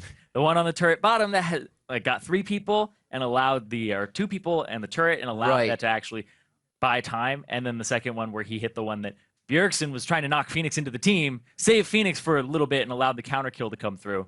So there's only 2 really big mishaps there. Otherwise, it was just really well played. And I think that playing through the mid that fast is something that teams are going to have to get used to, because it's not team solo mid, it's team everybody mid right now. They're all just coming to Bjergsen's lane. They're going to different, and Bjergsen's actually roaming too. So now you're seeing different types of pressure from TSM that you weren't before, and it's very aggressive. And I don't think there's any other team right now in the LCS that plays like that, because most people play to side lanes. They don't play from, I'm at your tier 2 tower in mid, and I'm kicking you back, and I'm actually just going to kill you here with my mid laner who's walking through. And it seems like confident aggression, not let's test this aggression. So they're much more behind it, and it seems to just be working for them. Completely confident. It doesn't look like they have any hesitation at all. Nope. So right now we are going to finally send it over to Dash and the Analyst as they are ready for some conversations on that match. Thank you very much, gentlemen. That's right. We had to get Bjergsen back here. Victorious Bjergsen, 2-0 over Team Liquid there for TSM. Starting off the season with 2 best-of-3 victories. How does that feel with the roster, coming in and starting off with such a strong showing? Obviously, it feels really good. Also, because we're going in against 2 of the, really top teams. CLG and Team Liquid are both really respected and really good teams. So we knew that the first week was going to be a really hard week, and I'm happy we pulled out a 2-0. So jumping right into the series, it seemed like a clash of 2 different styles where Team Liquid sent a lot of resources bot lane and you guys had a lot of plays like mid-focus. Was this something that just kind of happened throughout the series, or do you think this was like a game plan and you guys were preparing for the bot focus or anything like that? We don't really practice particularly mid-favored, but it really just comes down to the matchups and what lanes are easiest for us to gank. In this matchup, if you get the Streamer Shuffle onto the Victor, he's very gankable. When we played against CLG, he ended up going teleport, so that meant that he's very prone to getting dove or getting 4-man TSM ganked. Yeah. So yeah, it just really comes down to game by game, and a lot of these games we ended up playing through mid, but that's not the only way we can win. All right, diving into this game more specifically in the way that it played out, I do want to talk about the fact that, yeah, Sven visiting that mid lane quite often, and we are noticing that, especially with the champions that you're playing in the mid, a lot of gank assists, a lot of dive assists as well. We noticed in Game 1 against Liquid as well with the Rise, being able to just hit level 6, targeted turret dives, same thing with CLG. Talk to me a little bit about how Sven has been kind of unlocked by the fact that you can be more aggressive with the way that the mid champion pool is developing. It really just comes down to us have been playing a lot more together now, so we kind of watch out for Sven. We make sure that he's farming as many camps as possible. We set up the wave so that he can be as farmed as possible while still making these plays happen for the team. So we're always looking out for him, looking out for camps that he can take in the enemy jungle, and it just ends up kind of, we're watching out for him so he's watching out for us, and it brings a really good relationship between, the jungle and the laners. All right, if we move ahead in the game, where it really broke open, 5-0 in the top lane, plus a Baron on the back end of that. We're going to have a replay, pull it up. Bjergsen, if you don't mind walking us through this as it happens. Yeah, actually, I wasn't even a part of this play, but I was watching as I was walking the entire way. It pretty much just came down to them failing the engage with Lee Sin, and then Bifrost was playing amazing on bar this whole game, and he was landing ult after Q. I didn't actually even see, but Haunter ends up hitting the never move onto Ezreal, which pretty much seals the fight. And yeah, Team Liquid I think they felt like they were going to slowly get pressured in all lanes, so they wanted to make it play, like a team play, using the Maokai and Lee Sin, but after you fail the engage, our comp has a lot of ways to stick onto them and continue to fight. Talk to me a little bit about Biofrost and what it was like bringing him in, because we can see that obviously Haunter, you, and Sven are all playing well together, but that would be kind of expected coming from last season, but Biofrost also seems to be, fitting in very well. Yeah, Vincent Biofrost, he's super easy to get along with, so from day one, he just fit into a team culture really well. He's really accepting to criticism, and he is just really fast at improving. We can give him a new responsibility, and in the next game, I can already hear him picking it up, communicating different things, and really, it just feels really good having such a kind of a fresh mind and someone who's so willing to learn and can improve so fast. I mean, in that replay alone, you called out a few good mechanic moves by Biofrost there. No surprise then that he is our player of the game for this game specifically. 2, 2, and 14 on Bard, but clutch bindings, a couple great ultimates. In terms of singing his praises, we've noticed already, I mean, the likes of the Karma, the Bard, he's shown a few champions in his pool over just 4 games, but also his willingness to be aggressive with double lift. And a lot of times, the newest players in the league, we see a lot of hesitation in their play. He doesn't seem to be missing a beat as a player. Have you noticed, is that something that you guys have helped him build that mentality towards, or was that unique to him when he came in as a player already? I think they're both really aggressive players by nature, and they're very good at getting a lead in their lane and quickly translating it through vision, and we don't see them really playing to smash the lane as much as people expect, but they're really good at translating their pressure easily through either roaming or controlling vision in the river, and I think Biofrost is doing a really great job. He our only really worry was how's he going to end up playing on stage, right? And these teams they're banning Karma, they're banning his Braum, but still he's showing up with great confidence on Bard. So I'm really happy with the pickup overall. All right, well, that's going to close out the series for TSM. I got to congratulate you on another 2-0 victory, starting out your best of threes on in this. Well, let me start over on that one. My goodness, on the split 2-0 start for TSM's got to feel good. We are going to take a quick live look into the action happening over on NALCS 1 in the CLG Apex Game 2. Here you go. All right. He's going to be able to just allow his team to have enough time, who he thankfully does finish off. Cut out for them. For them, it's going to be a lot about clawing their way back in. We saw some blunders by the team, especially in that end game fight of the last one, kind of stabbing at an opportunity to win here. Now down, backs against the wall here in Game 2. We'll see what they can do to make it Yeah, this happen. series is crazy. If you guys missed Game 1, definitely at some point go back and check it out. It was back and forth, trading objectives, team fights, kills, and once again, it seems pretty close in the kill count. A little bit of advantage to CLG, but I expect it to be pretty scrappy if Game 1 was any indication for how this is going to go. Bjergsen, you already got to play against this defending champions here in CLG. What is your assessment of them as they start this summer split? Because they seem to be struggling a little bit. I think CLG is just trying to adapt to the meta, like I heard Xmithy talking about. They're trying out champions like Vlad and Fiora, Vlad is kind of a really new pick that's come up a lot in America, but really how to play around it, how to play the champion efficiently is something that a lot of teams are struggling with. And it's obvious that CLG is still sticking to this really split push heavy style this game with TF and Trundle and previously playing Fiora. So I think CLG are figuring out the meta, but still sticking to their strengths. Yeah, of course. They do have a lead in this game, so something that we attribute to CLG traditionally is the fact that they do play smart with their goldies, that they can pretty consistently close out games in which they do have the advantage. So this will be the test here. Can they do that and extend it to a third game in this series? If we run down kind of the picks and bans as it happened in this game as well, we did see that TF come in the third rotation for CLG, but that did mean that Apex had the opportunity to pick up that Kassadin in that final slot. So looking for somewhat of a counter, but it's going to be kind of curious to see how those globals interact. Obviously, who he didn't opt for the teleport on top of his global. Yeah, the other interesting thing was they first picked Lucian instead of Kindred. And, that's not necessarily the most intuitive thing, but they seem really focused on making sure that Stix A is on something very comfortable, something that he's able to pressure a lot with, and so it looks like it's working out for them so far. Yeah, I just want to, one more question over towards you. I mean, we see champion diversity in this first week go kind of wild. We've seen the likes of, Riven and Fiora in the top lane, but still those kind of mainstay tanks in the Maokais, the Echoes, the Trundles. Same thing in the mid lane. We've seen some teams high priority on the likes of Vladimir and Swain, whereas other teams, other best of threes as a whole, aren't even looking at that champion. C9 Immortals, it went They're untouched. not looking at Vlad. You guys as well, not yet looking at Vlad. So, how much of this is just we need more time to figure it out, and how much of it is we actually don't, we don't necessarily have a tendency to want to play that champion? I think it comes down to kind of which teams you're screaming. A lot of the teams that have been practicing in America have been playing a lot of this like Swain and Vlad. But we came into Korea and we didn't actually end up facing too much Swain and Vladimir, mostly the Swain top that we've seen a bit in the LCK. But for NA, I think champions like Swain and Vlad mid are coming really into favor. So when I came back and I had to practice against that, it was a really different experience. But I don't necessarily think one is either worse or better, but I was going to ask, which meta is better? Come on, you have to pick I an actually A.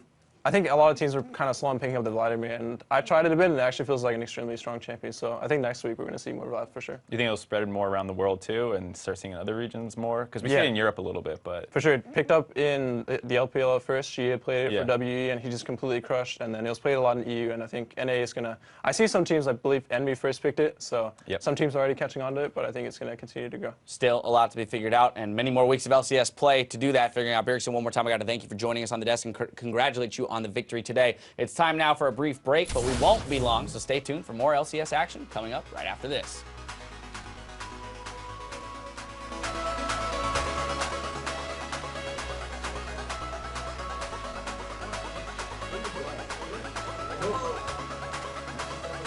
He's going to come through. Lorlo throws down the Maelstrom. Whoa! Team Liquid is melting, but on the other side, the turret was hitting, and so was TSM. Oh, Bjergsen! Liquid able to put a few more hits back onto TSM. Bjergsen very low here, and this could be Phoenix catching up. His Ghost is back up, and they're able to capitalize. Because whoa! he beat to come through, and oh! flash for flash. Stardust couldn't get the kickoff in time, but they may have Svenskeren. A tempered fate on 3 members from Biofrost shuts down the initiation from Liquid and now puts them down in the ground. Lorlo will be the next one. Biofrost trying to get on the other side of the minions to make sure he can make a wall stun or whatever stun is necessary. Heads onto Phoenix again. All summoners up again for Phoenix. He gets tempered fate over and over by Biofrost's aim. Biofrost flash forward as well as Ignite, securing all of these kills with the team.